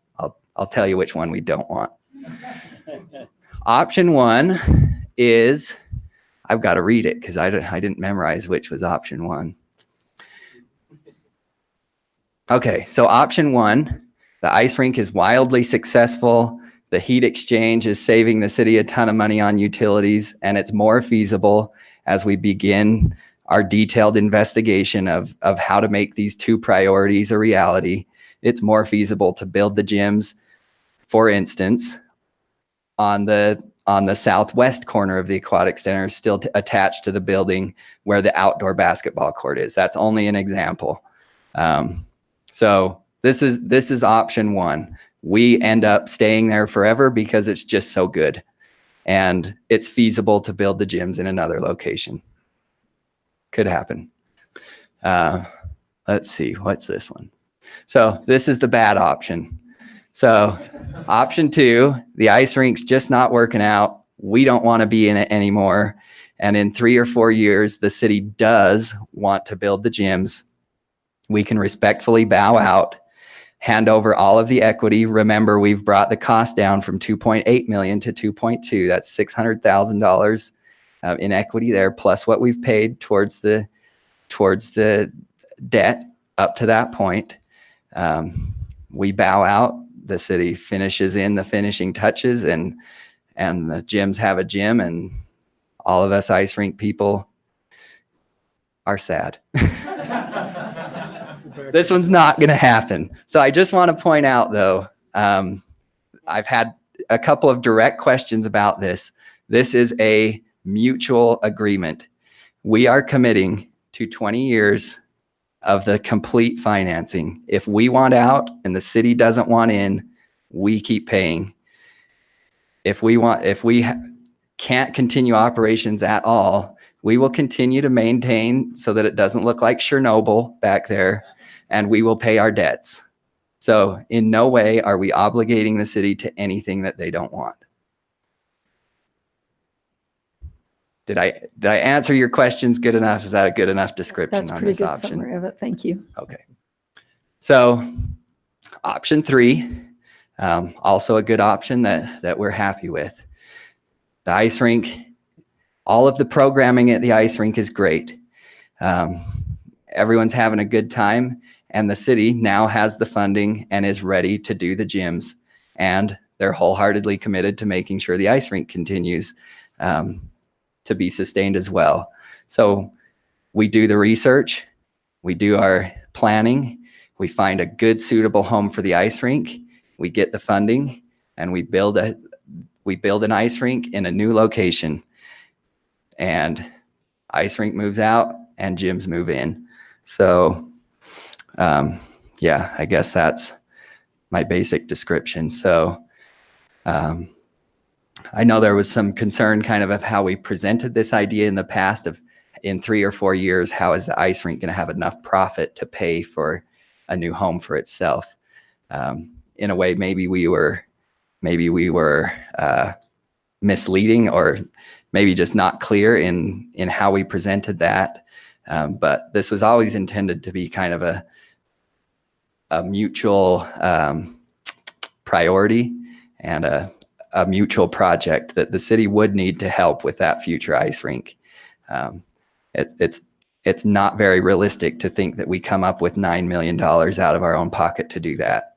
But are we more than willing to go to foundations that have supported things like this in the past and try to get significant portions of that through sponsorships and donations? We absolutely are. But as you guys know, those are ifs, not guarantees. So I guess that's kind of my summary of option 3. So, I did put in the list. So this is the list of contractors. And I guess this is just my pitch to say that as we've been developing this plan, again, this is not something that's come out of nowhere. I think by the history of the ice rink, we can see that the community wants an ice rink. They support it. They heavily attend it. And given more comfortable facilities, I think that we could expect the usage to go up by a lot. So one good indication that a community really believes in something and really, really needs it and wants it is who's willing to pitch in. You guys know what we're bringing to the table as far as the Staley family, but we're not the only ones. The community is very excited, and I've got a list. I think it's 9 contractors there. A few on that list have come to me with no solicitation, just from what's been out in the public domain saying we want to offer our services. I'm absolutely confident that more will. This is something that people are really taking ownership and will be proud to say they took part in this. I'm proud to say I've taken part in it to this point. So just a few more points that I just want to point out. So in the master plan that was done by the city, the ice rink and the gyms, when you get to the section of priority, they're both listed on the same line as priorities in that master plan as in the 10-year plan and the 10-year priorities. And if you just want to see the passion of the community, just read in the notes section of that study. Look at the descriptions of the 2 town hall meetings that were held in connection with that study, and you'll see that it's a passionate group of people that feels like they really need it and feels like their involvement in these kinds of things makes a difference. And they came out in droves. So I think that's great. I think it's wonderful. Again, to go back to the Parks and Rec Advisory Board. So I presented to that board, and I did not ask them to vote to recommend this project. I was there to present, just like Ken said. Following my presentation, the chairman of the board asked if Ken wanted him to vote. Ken told him they didn't need to call for a vote. The chairman read the bylaw that said that committee is meant to be a steering committee, that their job is to hear the issues and make recommendations to the council. And he called for a vote to make a recommendation to the council. And that's what they voted unanimously in favor of, is that recommendation. Let's see, last week, you guys saw the support that we had at the meeting, and you see it here too. These guys are giving up their Tuesday evening because it means something to them. And I can't read the last line, but I think it just says that this has been out in the public domain, not just this week, but for weeks. And although the public domain is not the best indicator of public sentiment, it is an indicator. And this has received, I would say, an overwhelmingly favorable reception from the community. I actually feel really good about the support that comes from the community. So the community also wants a gym, and you can hear that from Jen. You can hear that. You can probably see that from people that are here. And we want to support that effort. In no way do we want to present this as an us versus them or a competitive thing. We really genuinely do want to see these things grow. I participate, my wife participates, and our kids participate in a lot more than hockey in this town. And like the woman that stood up here said, that's what makes this town wonderful. So we hope that this will be something that can spur good things in this community and not become a divisive thing. So yeah, our vision for moving this forward and moving it forward now is that we're ready to go now. We've got such a wave of momentum. We've got all these people that are willing to support it with their funds, with their efforts, with their talents. This can become a shining gem to our parks and recreation, something that gets people, even people that would normally oppose all kinds of things, that involve spending of city funds. Everyone's experienced that. This is something even those people can get behind and support. And I think that it creates a wave that the city can ride to getting us to the gyms and even to the soccer facilities. And like Jen said, not only does this benefit our community, but youth sports is huge. And if we plan our facilities so that they not only can accommodate, a community need, but become an economic asset, I think that's great. But we all know those things cost money, and I guess the thing I want this to become is a momentum creator and not a competition creator. So that is the way that we're approaching this. That's our spirit in everything that we're proposing here. So this is my summary.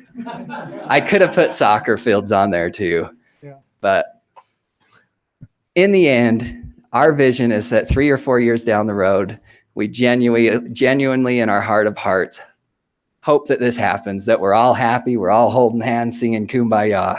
So I'm open for questions now. I had a couple of comments that, as we've talked about it last week and over the week, I've met with Dallin a couple of times and talked with a lot of people in the community. And I did review these questions with Dallin before we come. So I actually have a few answers to the questions, but I kind of want to throw it out there to know these are the concerns, the details that we need to work out. First of all, I want to commend you guys, the Staleys, for your commitment to the community. We do appreciate it, recognize it, so thank you. And I too want all of this to be done in a spirit of cooperation, not competition. So, but I also want to have full transparency to the public as far as what this potentially could cost the taxpayer. We all get excited about it, what it looks like, what it does, but we haven't talked a lot about the dollars and cents. And I know one of the questions that you answered, the cost is a little over 2.8 million. They're going to try and bring that down to 2.2, but just for illustration purposes, I worked through some numbers at 2.8 million. If we were to do a 20-year lease and they borrowed the 2.8 million, they would be repaying that $180,000 a year at a rate that they've negotiated with their bank.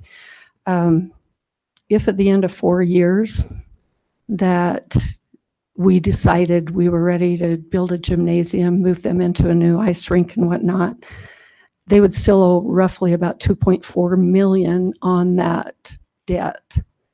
And that would be the responsibility of the city, not only building a new ice rink, which we don't know the cost of, but finishing out the gym.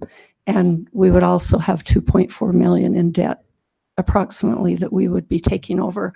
So I want everyone to understand this isn't, some of the presentations have been made to look like, and not from you guys, that it's no taxpayer involvement other than some RAP tax funds, and that's just not the case. There's a fairly significant cost. It's not that it's not worth it, but everybody needs to know that. Yeah, maybe just so I can complete the full disclosure. So you gave the number of 2.4. we're not going to move forward if this project is 2.8. So that number will be less. But the main thing to point out is that the city only assumes whatever's left if they want to. The city in no way will be obligated to take Dallin that had on. clarified that, because at first the proposal looked like that after 4 years, they could decide they wanted to walk away and we would be obligated. So not only I wondered what that would look like, but if we legally could commit to that at this point.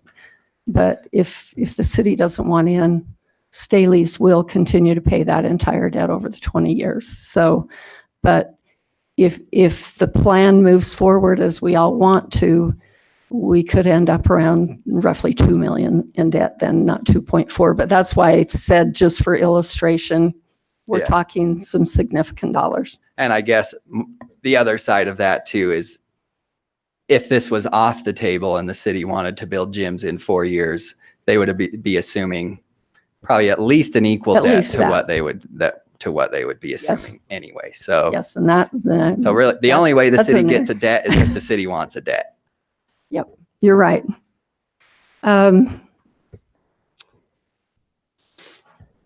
So roughly that would commit us to, $180,000 a year for the other 16 years if we picked up their debt.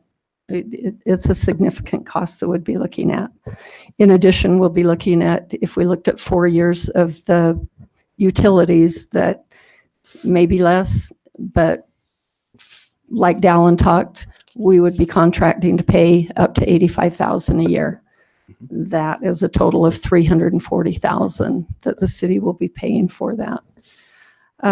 So we do have a significant investment in this, and I just want to make sure that everything is transparent. Everybody understands where this is going. I had a question about the equipment. There's about $1 million worth of equipment, and the rest of it goes into the building.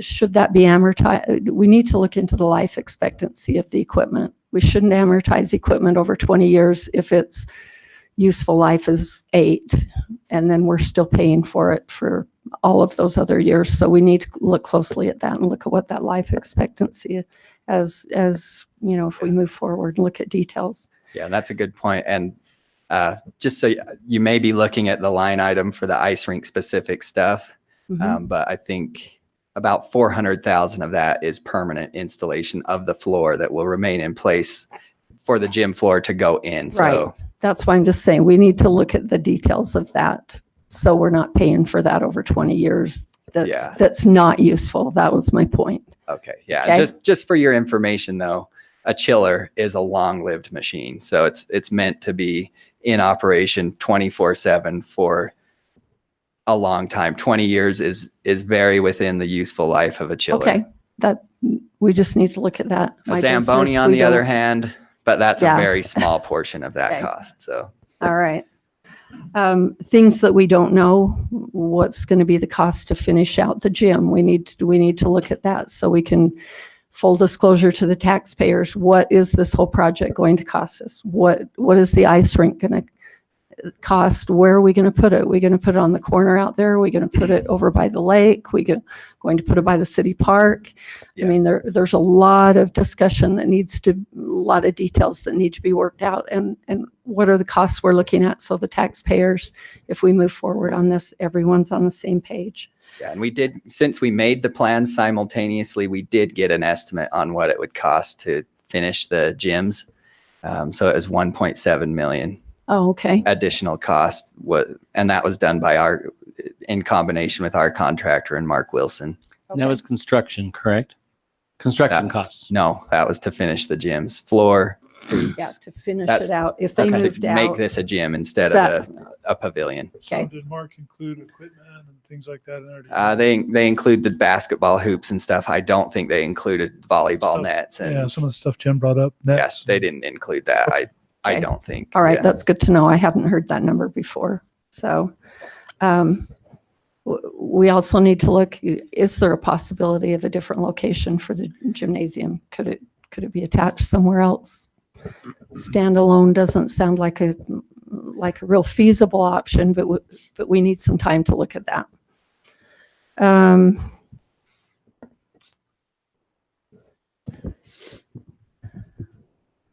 lots of things can happen, like in the next 4 years while this is going. The economy can change, success of the ice, Mhm. Yeah, future and- future city councils that Yep. if none of us are here, approval of moving forward and whatnot. And so we need to recognize there are like Yeah. unknown things that happen out there if we get bond approval for the construction when we identify that. And that's exactly why we're asking for this proposal to move forward now, rather than counting on something to come through a year or 2 years from now. Because as all the gym people know, they've been waiting for a long time. And Yeah. in reality, if we don't move forward with this, which is likely to come to pass, it's not guaranteed because we both still have some things to work out to make it 100% doable. But this is a thing that is very likely to come to pass. If we decide to wait, it's possible that one or the other or neither of these ever come to pass. So that is why we think we have a well vetted plan and a very feasible plan that we can move forward with now. Okay. But even if we move forward, like all of the other plans with the gymnasium and all those factors can affect what's going to happen in 4 years from now. That's right. That's So right. And those options are open. So what we're asking to move forward with now is the things I outlined first, that we both get our act together and see if this is actually going to happen. And if it is, that we make it happen. And then it gives us time to vet those other two options. And I'm confident that if those really are priorities and things we want to get done, that there is a way to get it done. And that with good, proper planning, they can both feasibly be done. So. Okay. Another question I had was about the heat exchangers and whatnot, that we look at that, find out what the cost, who's going to pay for that? What do we really net if there's really savings there? So you discussed that. We wanted to hear about the Parks and Rec information.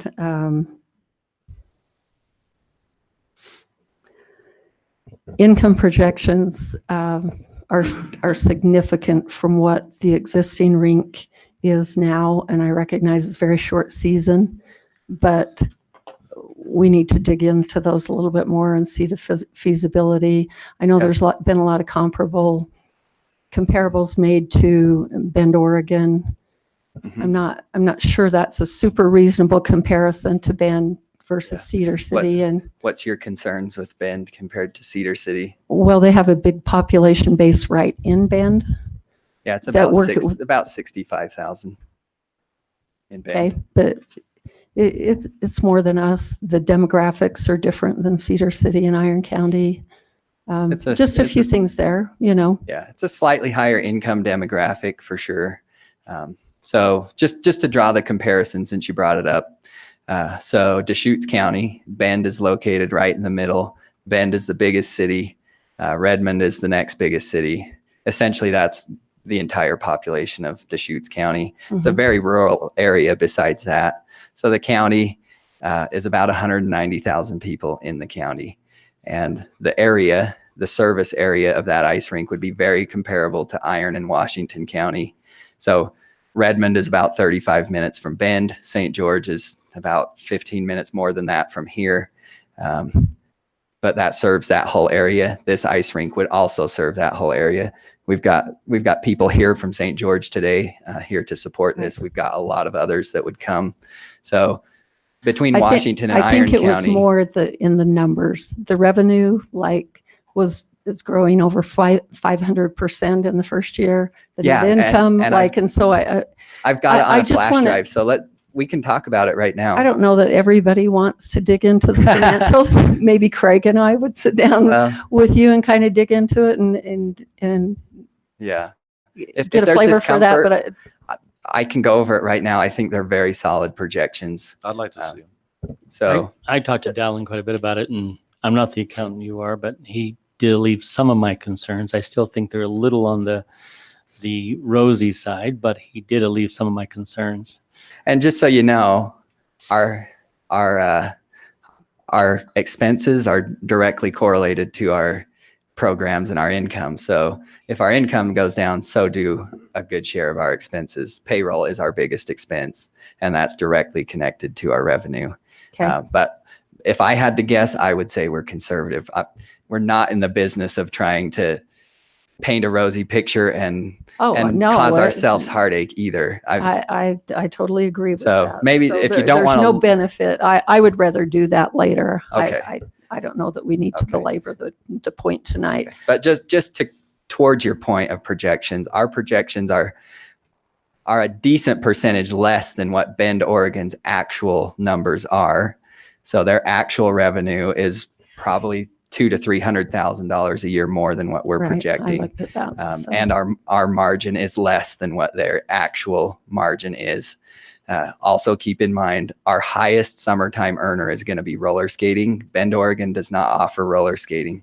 So roller skating will far and away blow any other program, any other multi-use out of the water.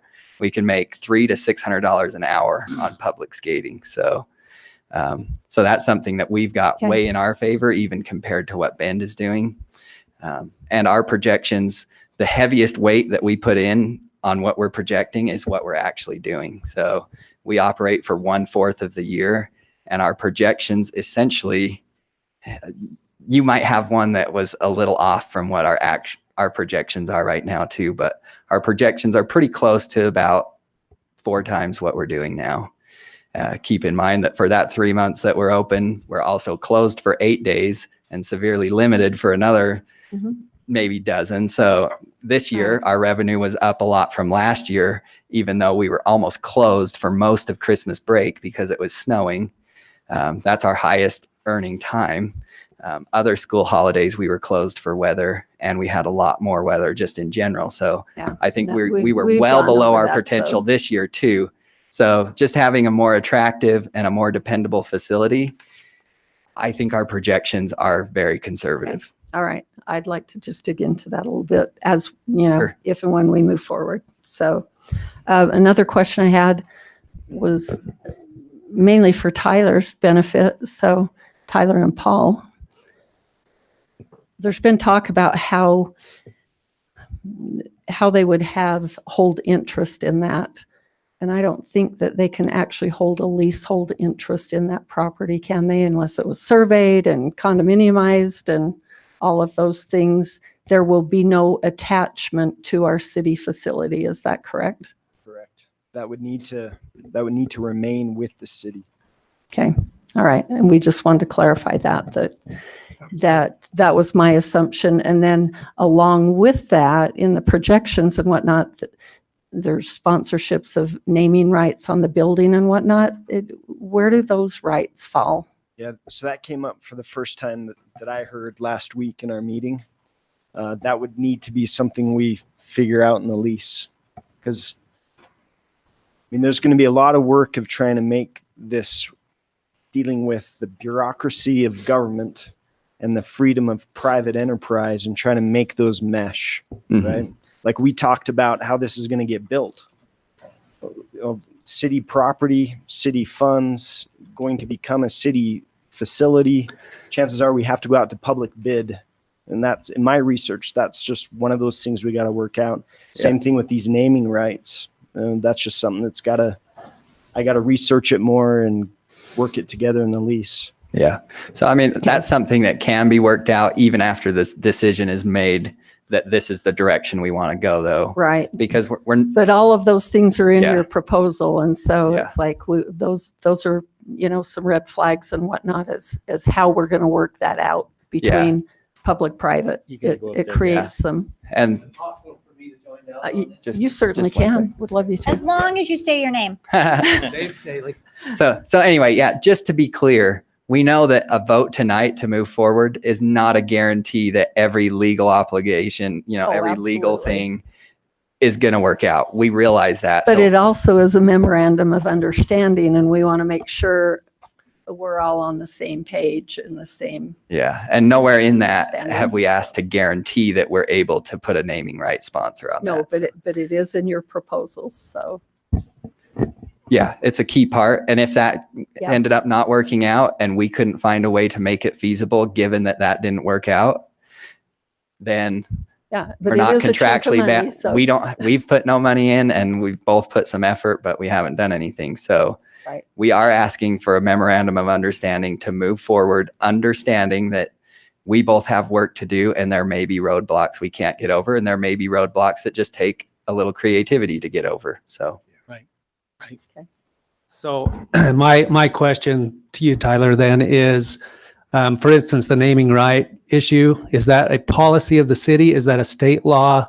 What is the law regarding that? And if it is something that the city council could vote on as a part of a public facility to allow that to happen in order to create an income stream, is that a legal avenue that can be taken outside of the box? We do things out of the box all the time. Staley West exists because we think out of the box. This is an unusual relationship. This is a very different approach to funding something privately that probably would never happen if we didn't come to the table with this offer. And so my question is, are those kind of things possibly locked up in federal or state law of some kind, or are those things that can be addressed on a local level? Yes. So there's no local ordinance that prevents that. As far as I'm aware, there's no state ordinance. It's just outside of the box, like you said. So that's why I've got a box cutter, so. David, I know, David. If you Yes. start with the proposition that the city owns the place, if you want to sell naming rights on something we own, we should probably put that in the contract. It probably should be, especially if it's Spelled out. operated as a private entity. I just think there are some of those things. I just don't think we should get too hung up on them now unless there is an actual law and some kind of precedent that's already been set that it cannot be done under state or federal law of some kind. Yeah, So- we're not getting hung up. I'm just bringing up Yes, things yes. as I read through, just noted, can that happen? Can that happen? Right. Ooh, So like with SUU, for instance, it's a publicly owned facility, I presume, right? Yes. There are naming rights, right? Well, that's what I was just going to say. Yeah. You can do things in a private sector. You can build something and you can put a gifted name on it. Right. You can do it in a public entity. I think the question comes in where this is a private entity on city-owned property, Right. but that doesn't mean it can't be done. It means we have to think outside the box. Right. So I that's don't all think I'm that can't be asking. done. Yeah. Just to Exactly. make sure the implication is that it cannot happen, because No. that would be a significant, I mean, if the city council or powers that be just came in and said, we're not going to allow it because we don't want to, it would be stupid. It would be stupid.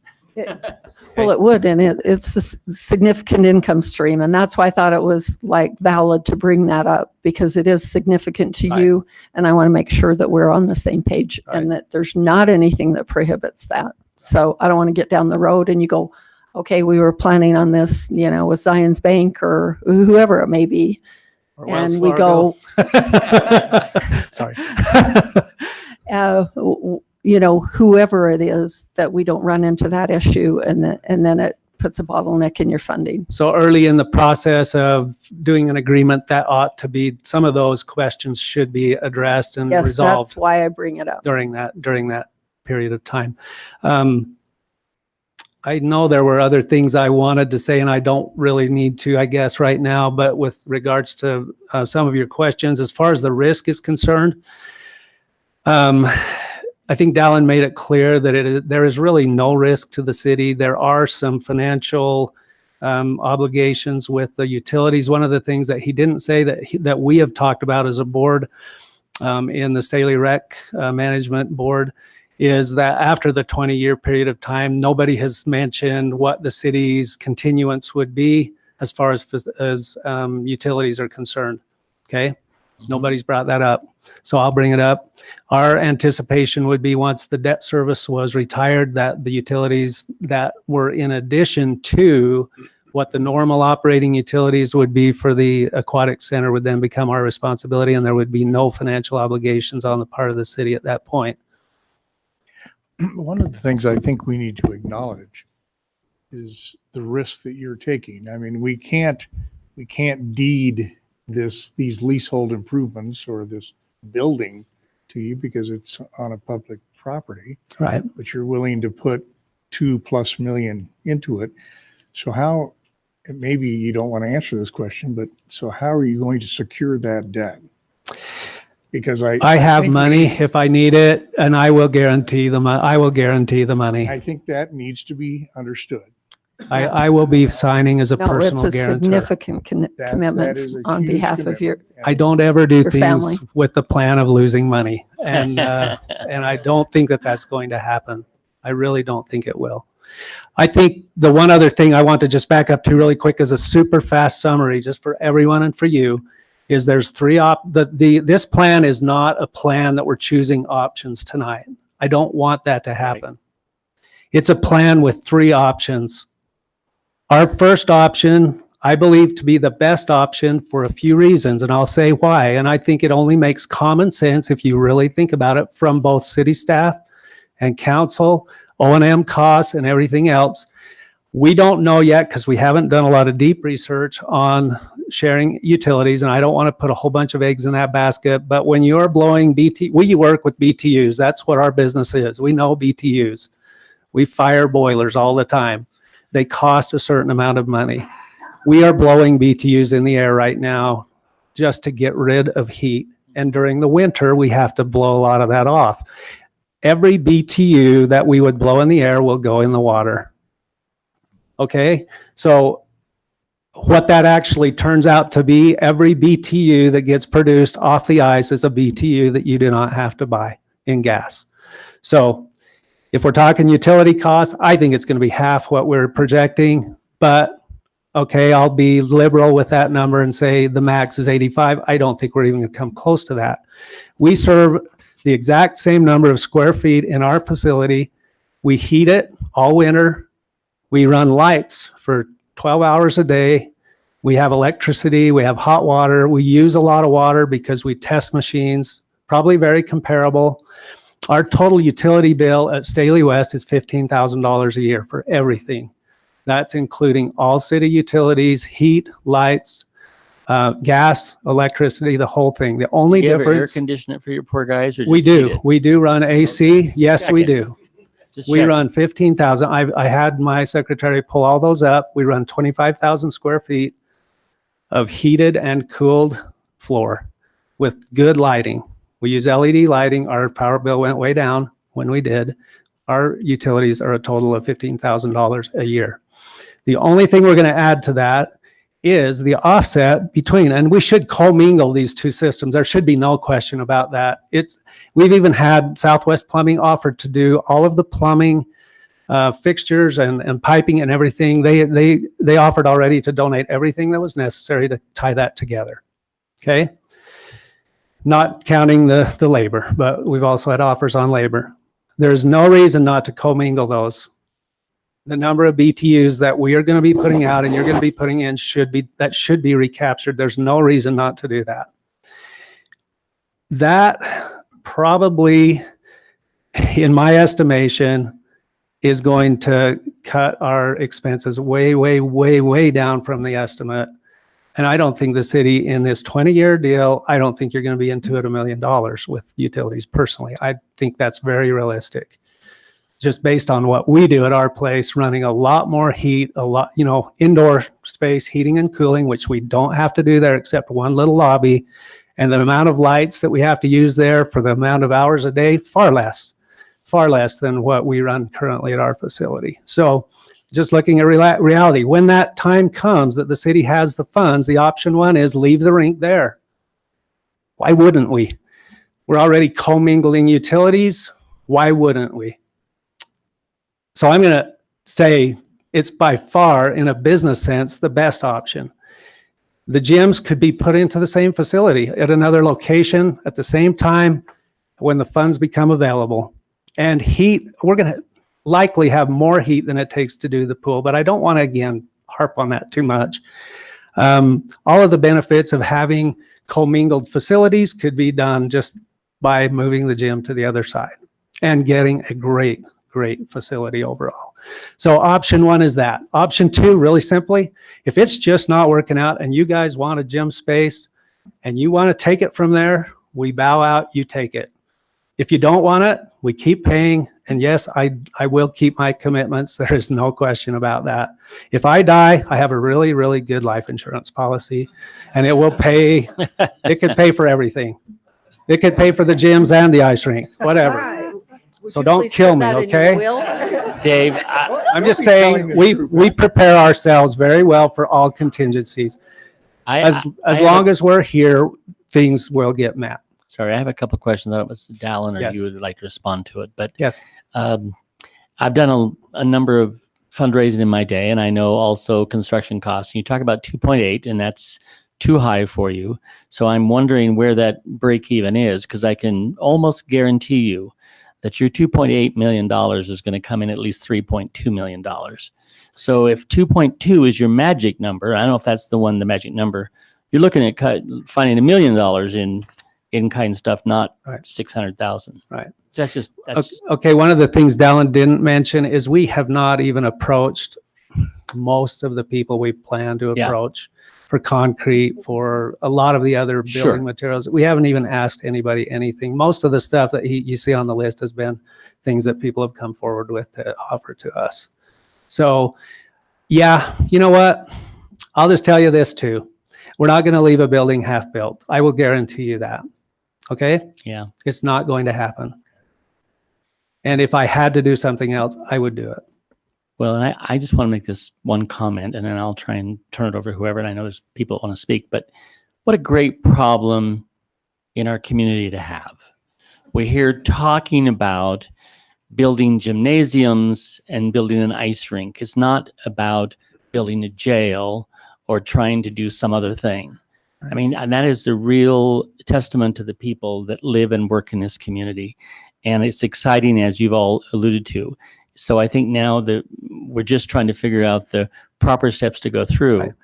But this is a great time for people that live in this community to be living here. So thank you for what you're doing. Right. I want to make one more comment. Thank you, Councilman Phillips, too. One of the other things that should be taken into consideration, just as we look forward to those options, again, there's 3 options. The last one is if you want to take that space and you want to sever the commingling of utilities and those types of things and build an ice rink somewhere else, it is going to cost way more to build an ice rink than it is going to cost to build a gymnasium. I think that everyone knows that, because we've already put a lot of infrastructure into that floor that will be sunk costs. And the type of facility it takes to house everything, to have the power requirements for the increased electrical services and all those things that a rink does take. Yeah, we could get it done, I'm sure, between a bond and us helping to seek funding from somewhere else. But there's also another thing. One of them is the cost of building a gymnasium compared to an ice rink. I think we would find quite a disparity between those. So being full disclosure again, I think business wisdom leaves the ice rink right where it's at and builds a gymnasium on the other side or on the corner or somewhere else that you still can utilize. Again, if I was sitting on a planning board, I would say we have a parking lot. We already have to maintain the parking lot. We already have to maintain the roads around there. There's a lot of things that have to be maintained. So these facilities ought to at least be close to utilize those things that are already there for sure. The one thing that we haven't talked a bit about is the aesthetics and the collateral. That's the wrong word, because we usually use that in reference to damage, but the collateral benefits that come by having the rink right there where it is next to the lake. And I will say that this again ought to be a consideration, that a brick wall on a gymnasium in that specific place will do nothing for the lake traffic. And again, there's just something, and I'm not saying anything bad about gyms. I'm just saying for that particular spot, since the lake is developing pretty well, to have an open pavilion that people can walk right into the shade, and they can do all kinds of other things. They can receive, food and concessions and those kind of things. It would be a much more symbiotic relationship between those two things than it would be to have a brick wall with a gymnasium on that side of the building. So I'm just looking future option 1. Again, I think we need them both. And I think Jen has made a great point, and we really want to see all of this happen too. I just think rather than looking at, how do we exit this? How do we exit that? look real serious at all of the business and the cost sides of all of this stuff too, because in the end, it's going to cost the city a lot less to let us go there now, let us start, let us put it there, let it stay there, and then let's get the gyms up and going in the 2 to 3 years when the funding comes through, and let's get that done for a lower cost than what it would cost to do both of those later. Option 2 and 3 are still available, obviously, too. But the risk part, again, addressing some of the concerns you have on the income side, we've been in business a while, and we're not just looking through rose-colored glasses on this either. One of the things about private enterprise that's really interesting, and I'm not saying it doesn't happen in the government side, but it's a little different. It is a little different because it's our skin on the line. And if we run into some rough times, we are going to find a way to try to minimize our losses, even if there are some. Believe me, we are not going to sit around and just go, woe is me, and let's ask the taxpayer for some subsidy. We're not going to do that. The only thing we're asking is that utility side for the 20-year period of time. And we are solid thinking people, and we will keep our commitments on that. And whether you're worried about it, the models are out there. We're kind of creative people too. I'm not just trying to make us look good, but we can find ways to do things. And if what we try the first 2 years is not working as good, we're going to make adjustments. We're going to find ways to do what we need to do, because I really don't want to lose money. Okay? I don't want to.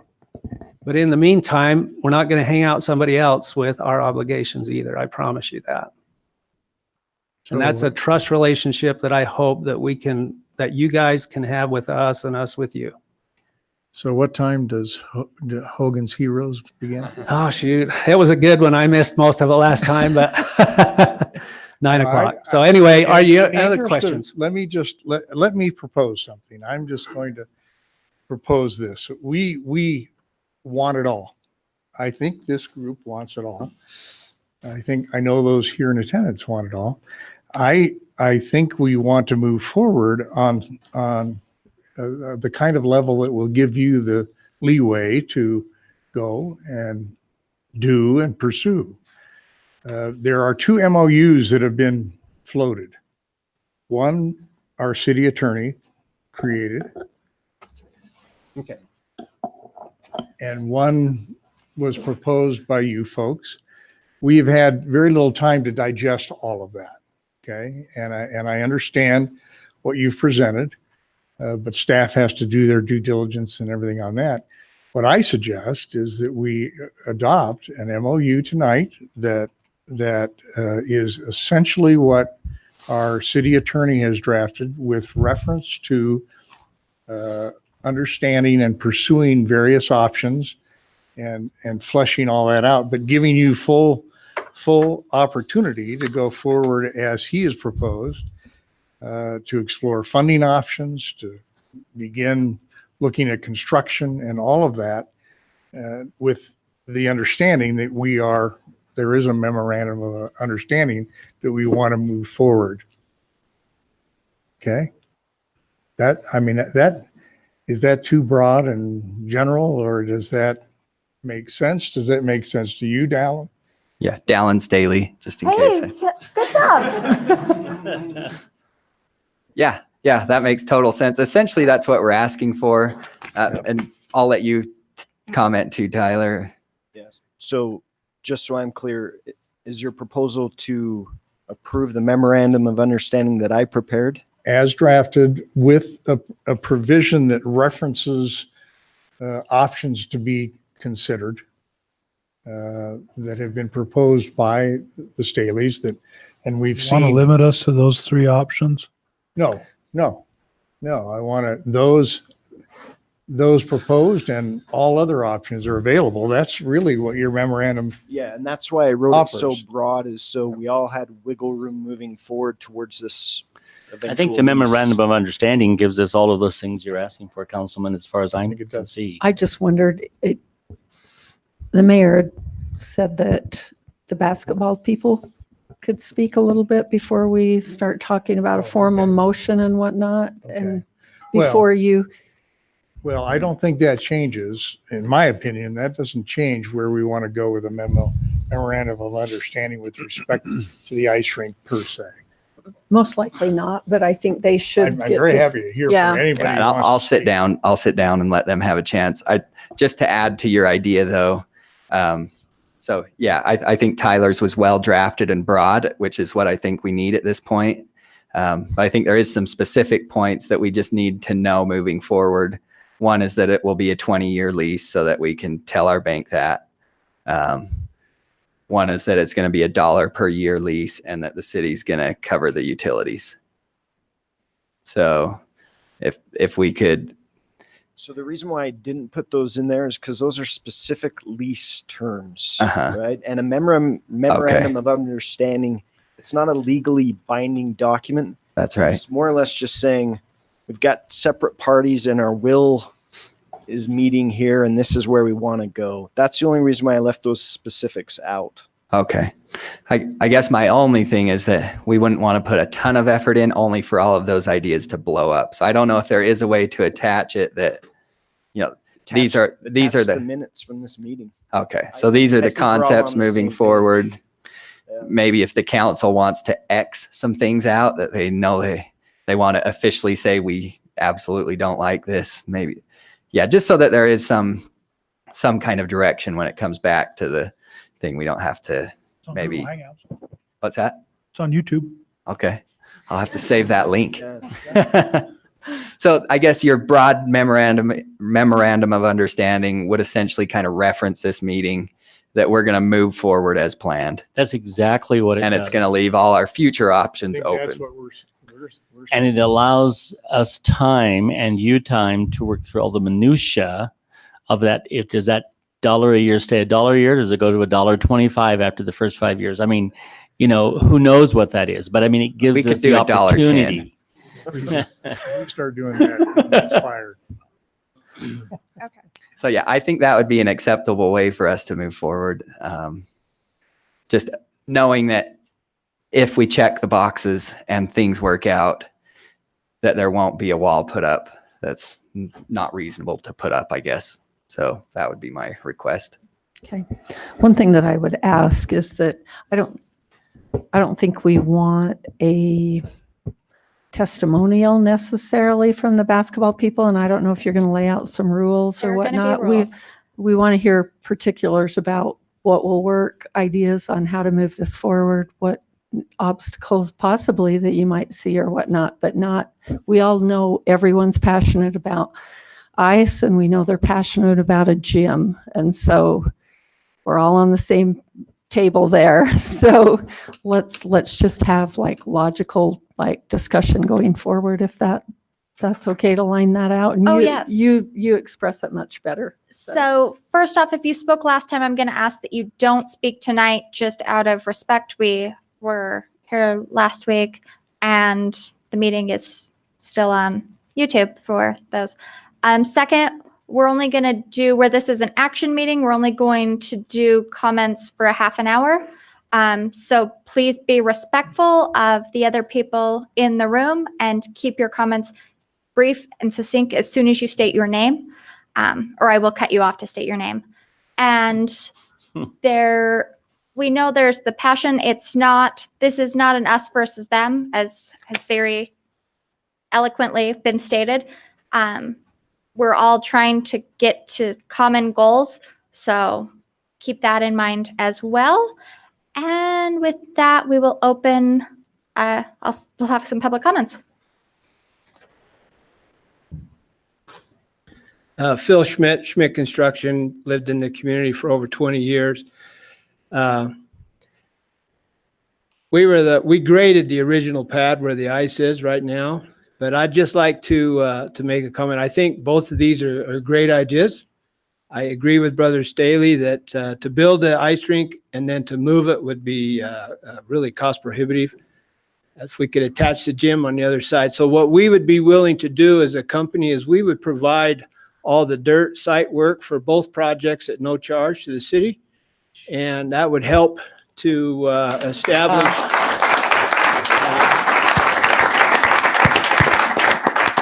We'd we'd like to see this keep moving forward. You know, there's a story about Seward, you know, when Alaska was bought many, many years ago. And a lot of people thought he was very foolish. And it cost 2 cents an acre to buy the state of Alaska. But luckily for all of us, he had the vision to look forward to see what could happen. And we can always stop right at our nose, and then we don't see anything. And I think right now we see a lot of vision from the Staleys, great community support, great leaders. I know Brother Staley. He's a good man. If he tells you that's what he'll do it. We need the basketball courts. Cedar City is growing. And she kind of talked about 35 teams the other day, you know, if you had a tournament. Well, a couple of weeks ago in St. George, they had 600 soccer teams for 2 days. Yep. And if we build, the only thing I would say on this is don't shortchange either project. If we're going to build them, then build them the very best that we can, that they will qualify for events, for tournaments, for whatever needs to be, whether it be basketball or it be hockey, and make it so that people can come and it's something that we're proud of and that it works. And we pledge our support for both projects. Thank you, Phil.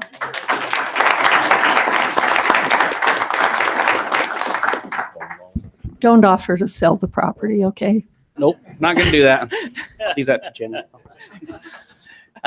Carter Wilkie, real quick, I just want to, obviously it's been said many times tonight. I mean, you have to give the Staleys credit for what they're here, what they're doing, the family. They're willing to do something that nobody else has stepped up to try and do. So we have to give them credit there. And I do truly feel that the citizens of Cedar City, however this works out, we're the winners because we're either getting basketball or we're getting hockey. We've talked about that. We're getting ice.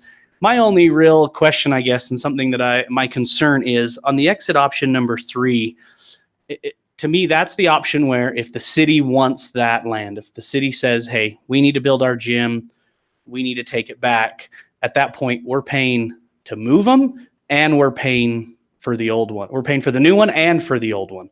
So that's kind of my only concern is there any way, is there an option where if the city says, even at some point, if the city says, hey, we need you guys to move, do we not have to pay for both buildings? That would be really my only concern and my only question. But again, I think it's an amazing proposal, and you have to, I thank the Staleys for them willing to contribute. And just as a taxpayer, that's really my only concern is we may end up paying for both buildings if the city decides that they need that space. Well, the one thing that we hadn't heard the number before, and I don't know if that 1.7 million is a new number or if that was from when it was proposed before. I mean, it is significantly less than if we just went in there to build that building. So we got to look close at what the benefit or drawback to Well, you've that got to add is. the So 2.8 plus the 1.7. Uh-huh. Yeah, no, I agree. And I mean, you just saw what happened tonight with Schmidt, with Phil. No, and one thing that Tyler also brought up, I do feel that if it's public land, it probably, it probably should go to bid, but I find it hard to believe that the group that has all the volunteer, there's no way they're not going to come in cheaper than the private builders. So, I mean, I understand though that works. We do have will do that. yeah, I mean, it probably should go to public bid or should go to bid just because it is city property, but we know one's going to come in less. So my last thought on that is one thing that I think needs to personally be looked at for sure is because we've discovered tonight that end of the day, if we do build a new gym wherever it is, it should not be a standalone building. So if the ice rink ends up building there, can the other gymnasium be built on the other side of the building or be attached to it somehow? That's what we need to find out. And that's where I feel, I think it's hard to make I know tonight's not a final decision, but before any final decision can be made, can the gymnasium be built attached? Because that's one thing I think we all agree on tonight is that when the gym does get built, wherever it is, on whichever side, to save the money, it needs to be attached to the aquatic center. At least You may find this hard to believe, Carter, but I agree with you. Holy cow, we're in agreement. Should we shake on it? Let's mark this moment. Mark this moment. So, I mean, if that can happen, then I think that's. Put that in the minutes for now. That's Yeah. literally the most Put those in the shocking minutes. thing I've heard Paul all and Carter night. agreed on something. So, thank you. Oh. welcome.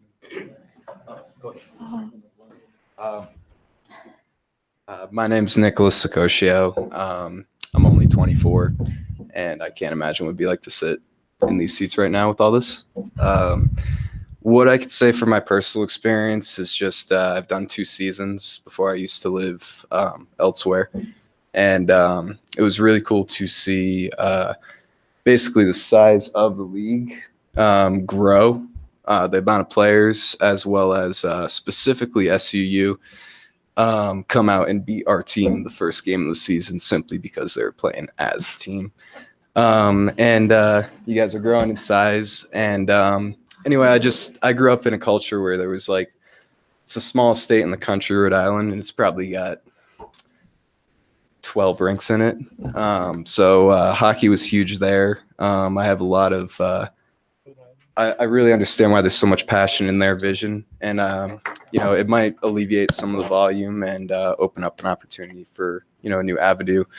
Golden Knights starting up, there not being a rink between there and Provo, I guess. I could see a lot of value in it. Just add another element to the community. I don't have as much wisdom as everybody else. My personal experience has just been, it's been something I look forward to for the 3 months. I'm always sad if a game's canceled. So I have a lot of personal stake in it, but I could see a lot of benefit in the community. Even just with the public skating I see going on every time before our games, there is a ton of people, more than ever in Rhode Island that I saw at rinks. So I know there's a lot of community interest as well. I appreciate you guys hearing me out.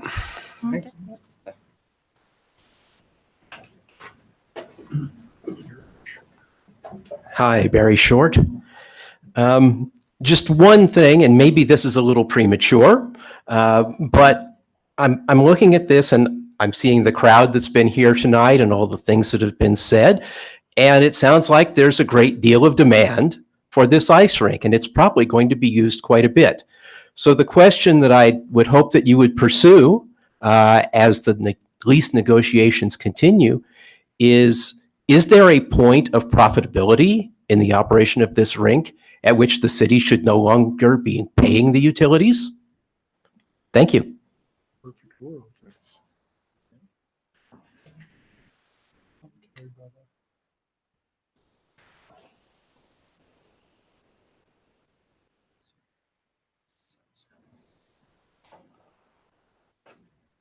Hi, my name's Paula Burgoyne. I know most of you. I have lived here for 50 years. I was actually on the original committee for the Recreation Center back in 2005, where we did have gyms in the original plan, and then all of a sudden they were gone, and I didn't understand why. I can see the need for gymnasium space, and I'm also happy that the ice rink is going to be something, hopefully, that the city can have. I feel like we need to have both. I'm also an administrator at one of the local elementary schools that houses practices for the young kids, and I can see the need for more gym space. We have a regular sized gymnasium, but it has a stage, like Jen said, that can't be moved. So the kids have to play around it and the balls go up on the stage. Anyway, we need more gym space. So I just wanted to let you know that there are people here that are representing the recreation side, because I feel like there haven't been a lot of people representing that side. But I do know I have a lot of friends that wanted to be here tonight and they couldn't be here tonight. But we do have a large constituent of people that are very passionate about having gym space. One more thing I wanted to say, that if we could get something that was owned by the city as far as a gymnasium, it would be great to bring in tournaments like has been mentioned. I'm still an avid volleyball player and I go all over the place playing in big tournaments, and it's something that I would like to see Cedar City be able to host. This month I've gone to Vernal to play in a giant tournament. They had 55 teams in the little town of Vernal. I'm going to Albuquerque in June. I play in the Huntsman Senior Games. That's how old I am. Anyway, I would love to see a gymnasium space here in Cedar City that we could provide other people coming to see our beautiful city. And anyway, thanks for listening. Thanks, Paula. Thank you.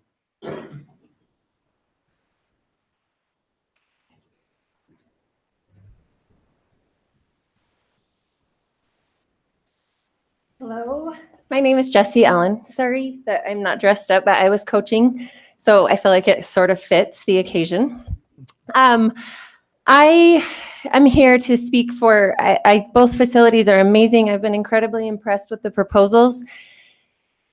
I coach volleyball and I coach basketball and I coach softball, and we can't even get gym space for our border league volleyball teams. So those are our school volleyball teams to practice because we're trying to compromise and share space with City League.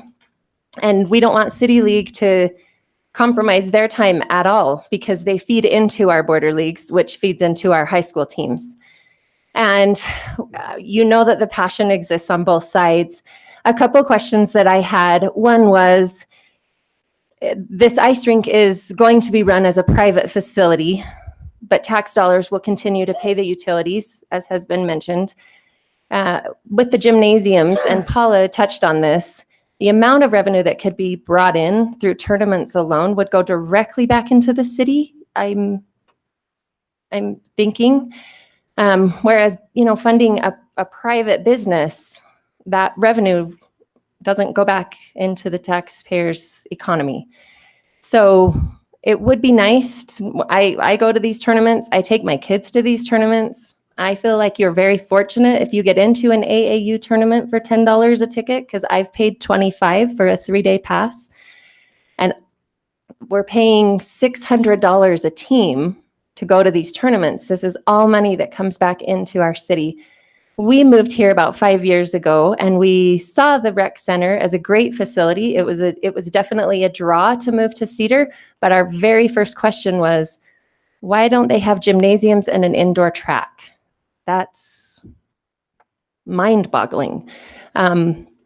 We haven't lived in a city that had a city rec center that didn't have those facilities, and that is definitely it's got to become a priority with the way Cedar City is growing, with the youth sports programs that are growing and taking over our schools that weren't actually made. These school gyms weren't actually made for things like a basketball practice. They were made for PE classes, and they're doing a great job hosting those PE classes, but they're not doing a great job for my volleyball girls. So I love this idea that Staley has presented of finding space on that land for both facilities. That seems like the obvious right solution. Surprised that that hasn't been investigated yet, because that would definitely be a better option for both parties. The question I guess I have is, if the ice rink decides on their own terms to leave their site because maybe they find donors or they find a better facility and they can do bigger and better things somewhere else, and the gyms have already been built on another annex of land that is close to the facility, what then do we do with this ice rink space that they no longer need, and we have already built our gyms? So thank you. We have 3 more gyms. I am all for that. You got my vote.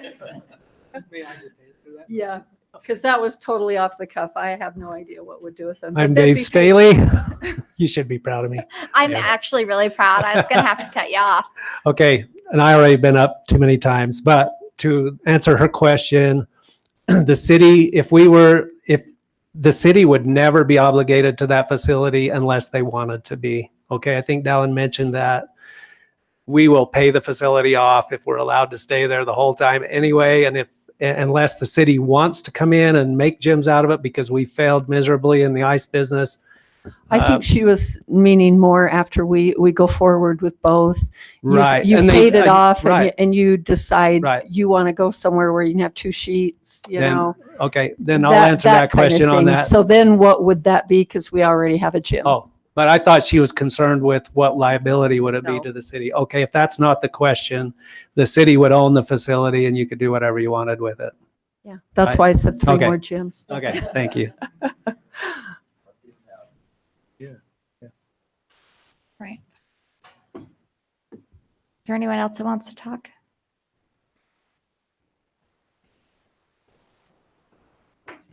Just one quick thing. Jenny Hendricks. I know everybody's tired and hungry. I'm tired and hungry. You know, when this whole conversation started many years ago, my kids were playing basketball. My kids are now 23 and 21. How much longer are we going to push this off? I love everything that's been presented.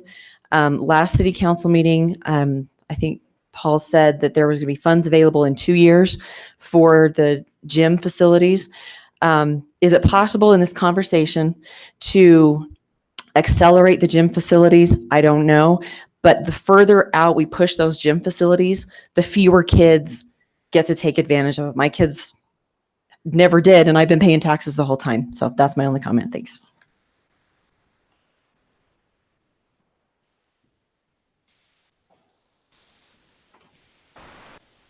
Hi, Lex Allen. My wife is the better half and she's the better speaker. So I don't have much to add to her, except we both came from coaching softball, so we look like this. I'm not against an ice hockey rink at all. I think it's great. I can tell you that I've coached border league under the Cedar High School for the last 3 or 4 years in boys basketball, and finding gym space is almost impossible. So we end up charging kids to rent the facility for at the SUU Hoops or SU Hoops facility, and that's pretty much the only place we can find gym space. I finished coaching this last year, the 8th grade team. That's my son's team. Now they're freshmen. I would just echo the idea that we need gym space now, and if there's any way we can do that, that would be great. It's, you know, we live in a town where you can't play outside for 6 months of the year. So stuff you can do inside is great. So I would just put my support for both, but I don't want to see gym space put off for the 5-year plan. So thanks.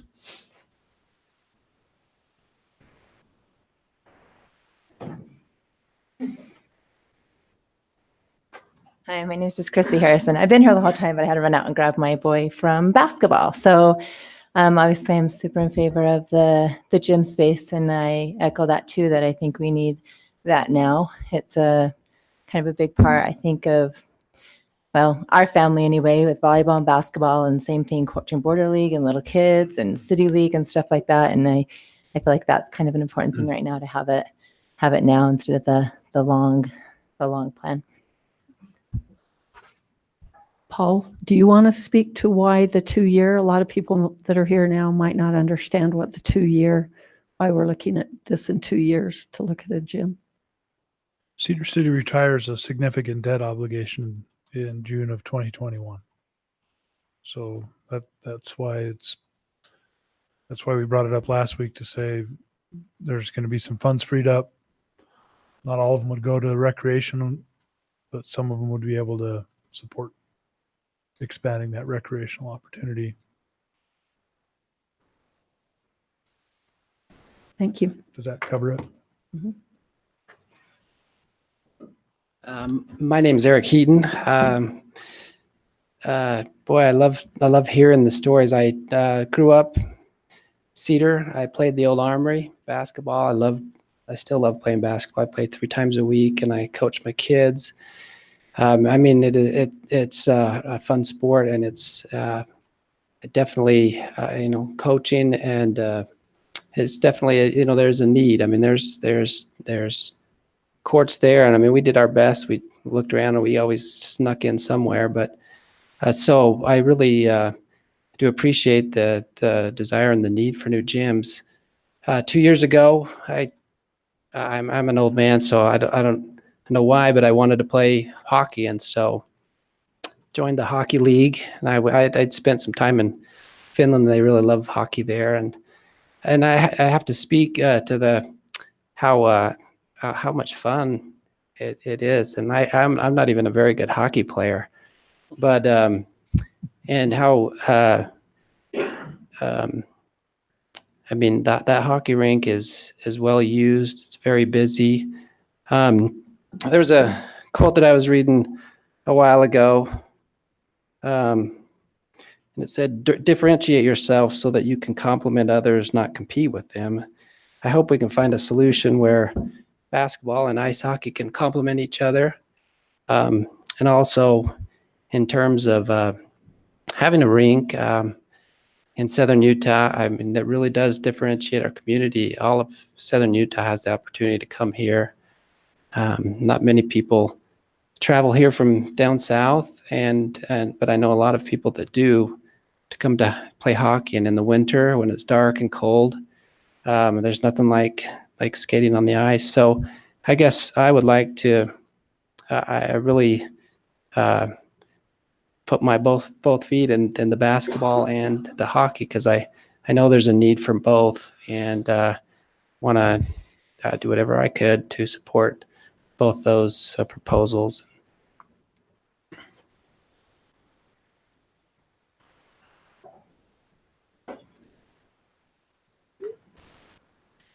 Hi, I'm Monica Jensen. I have coached City League, I've coached Border League, and I'm currently coaching at the high school level. And in sports, especially volleyball, because that's what I've coached the most of, since they've started the youth sports, the youth volleyball programs, the athletes that have been coming up have been so much more prepared for a high school level, and so much, they're just more rounded athletes. And I think that having more gym time just gives so much, such a benefit to our youth. And I love hockey. I don't play hockey. My sister-in-law plays hockey, but, and I know that both could benefit our community, and it would be awesome if they could do both.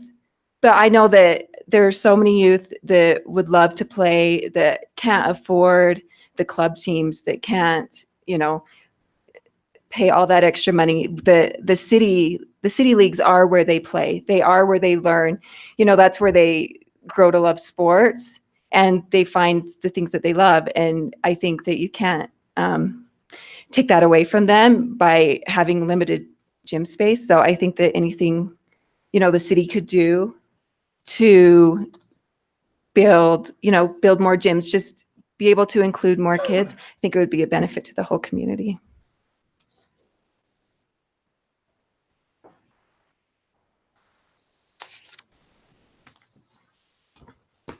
Is there anyone else? No. All right, back to the council. I have a few comments. Yes. I've been in business for going on 32 years this year, and I've done a lot of, and these three attorneys over here would just shake their heads at me, but most of my business life, I've done most of my deals on handshake, and that includes Dave Staley. I've done a lot of work for this guy and this man, and I'll just tell you, I'll never do a contract with him unless he wants one, because I trust him implicitly. I would do a $5 million deal with him on a handshake any day. I've always supported the ice rink. When Dallin came to me 7 years ago and sat down in my office, said, would you support it? I've supported it then, and I've always supported it because it was outside the box, the whole concept. I think this could be a model going forward for the city and the state, whoever, of the perfect public-private partnership agreement. I think it's wonderful. Other than the utilities that the city would have to pick up, and mind you, the city pays utilities on every recreational facility, ball field lights, aquatic center, everything. Golf course, we're putting $1 million. What are we putting $1 million in the pipelines for the golf course? We pay all of that as it is for recreation in the city. Here's an entity that's willing to bring $2+ million to the table. And other than the utility costs, we have zero risk as far as I can see, according to what Dave's proposing. Unless somebody wants to, I don't know if I think the ice rink needs to stay where it's at, and I hope that we can. I think it's because of what Phil said about leaving it there with the. I mean, there's very little excavation had to be changed with the. Synergism with the lake, with that open field with the lake, not having a closed wall. I think that's a very good point that Mr. Staley made. I do agree that the gym should be connected.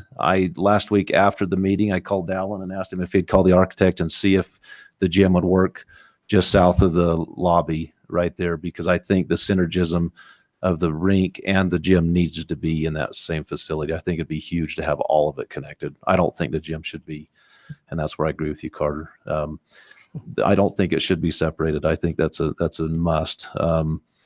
I think another reason the ice rink needs to stay where it's at is because of the opportunity to use all of those BTUs, those wasted BTUs that we now waste to heat the water. I think that could be a huge benefit to the city. They build ice rinks and pools next to each other all over the country for that very reason. That's why they do it. They do it everywhere.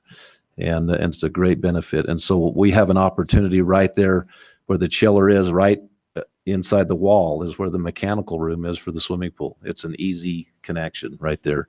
I like the idea that Dallin and Dave, their company, can order the equipment with this necessary heat exchange or whatever. The Southwest Plumbing are willing to donate the piping and the materials to make that happen.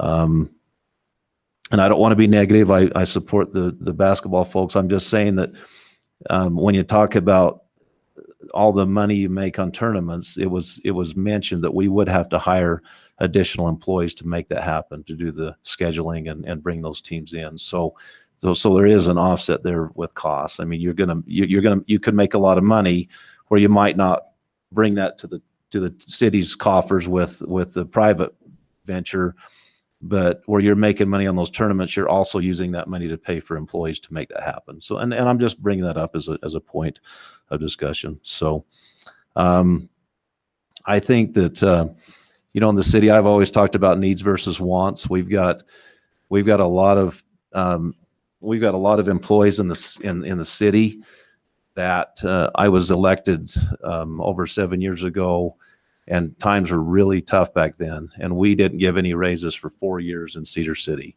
And it's created a lot of compression, especially with our law enforcement community, to where there might be a law enforcement individual that's been working here 2 or 3 or 5 years, and we bring in a new officer in, and there's so much compression, they're making almost the same amount of money. And I think we need to fix that.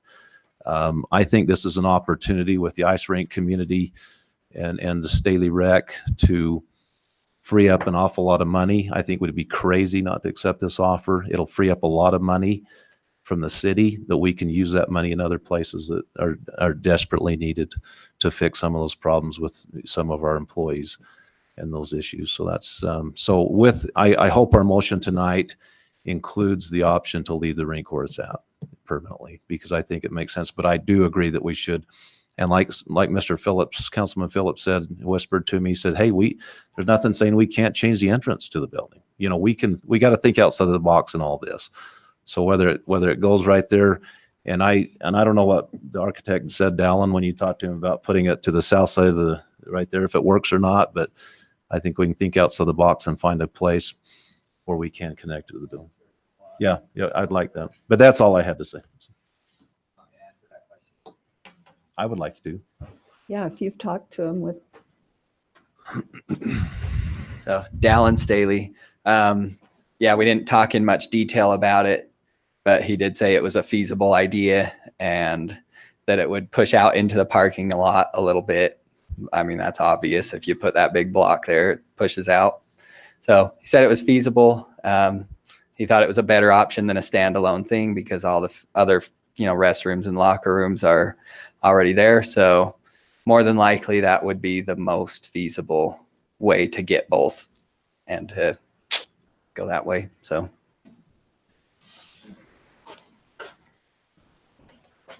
Chris Hudson, Aquatic Center Manager. I actually have approached Mark about this very thing, had an extensive discussion, very feasible to do. The concerns he brought up were that we've already have the infrastructure for gym walls, roof in the existing location, which is one of the reasons why they're attracted to building there, because we already have footings for those roof for that roof structure. If we were to do that, we would have to demolish, reorient the front, as well as now engineer 4 walls instead of 2. So that was Mark's points to bring up when I consulted him about this. If Paul probably remembers, I mentioned this when we were doing the master plan, that would have been a possibility to move the gyms, move them around. So I think there's a lot of options. It really just depends on what it's going to cost us in the long run and whether or not the city is okay with footing that bill. So. Okay, thanks. So can I make a motion? Oh, yes. When's Hogan Heroes? May I make one last comment? Oh boy, For 1 minute. you're testing the system. I know. Please tell us. Prior to the motion, I only want to You just have say, to say your name. Dave Staley, I'm sorry. I only want to say, you saw something happen tonight with the gyms that has not happened ever before with Phil Schmidt coming forward already in the same spirit of cooperation and volunteerism that has not happened ever in the whole gym prospect in the past, to my knowledge. I believe that this type of synergy, like Councilman Cousin mentioned, it starts something new in a new way. Maybe somebody isn't going to come forward with $2 million to help build the gym. Probably not. I don't think I can do both right now, okay? But Do you mean we haven't been so passionate that you'll do Okay. it all? but I think a spirit of just what we saw here tonight could carry through into the next project. I really, really do. I sincerely believe that could happen. And I think if the efforts are put forward like we have tried to put forward on our end, of the spirit of a community really coming together like a barn raising, I believe we can see some big changes that could come in the future on a lot of projects. And the gym ought to be right on the heels of this one. It really ought to be. Okay. And it ought to be approached the same way, with offering people to put something in the game that they're happy to leave as a legacy. Thank you. We thank you for your contribution. My motion is simply to embrace the MOU that was drafted by our city attorney. I realize we don't want to get tremendous specificity to that document, but I would, that gives us a launching point and says we're in and that we want to move forward. So that is my motion, that we adopt that MOU as drafted. I'll second that. All in favor? Aye. Aye. Aye. Thank you.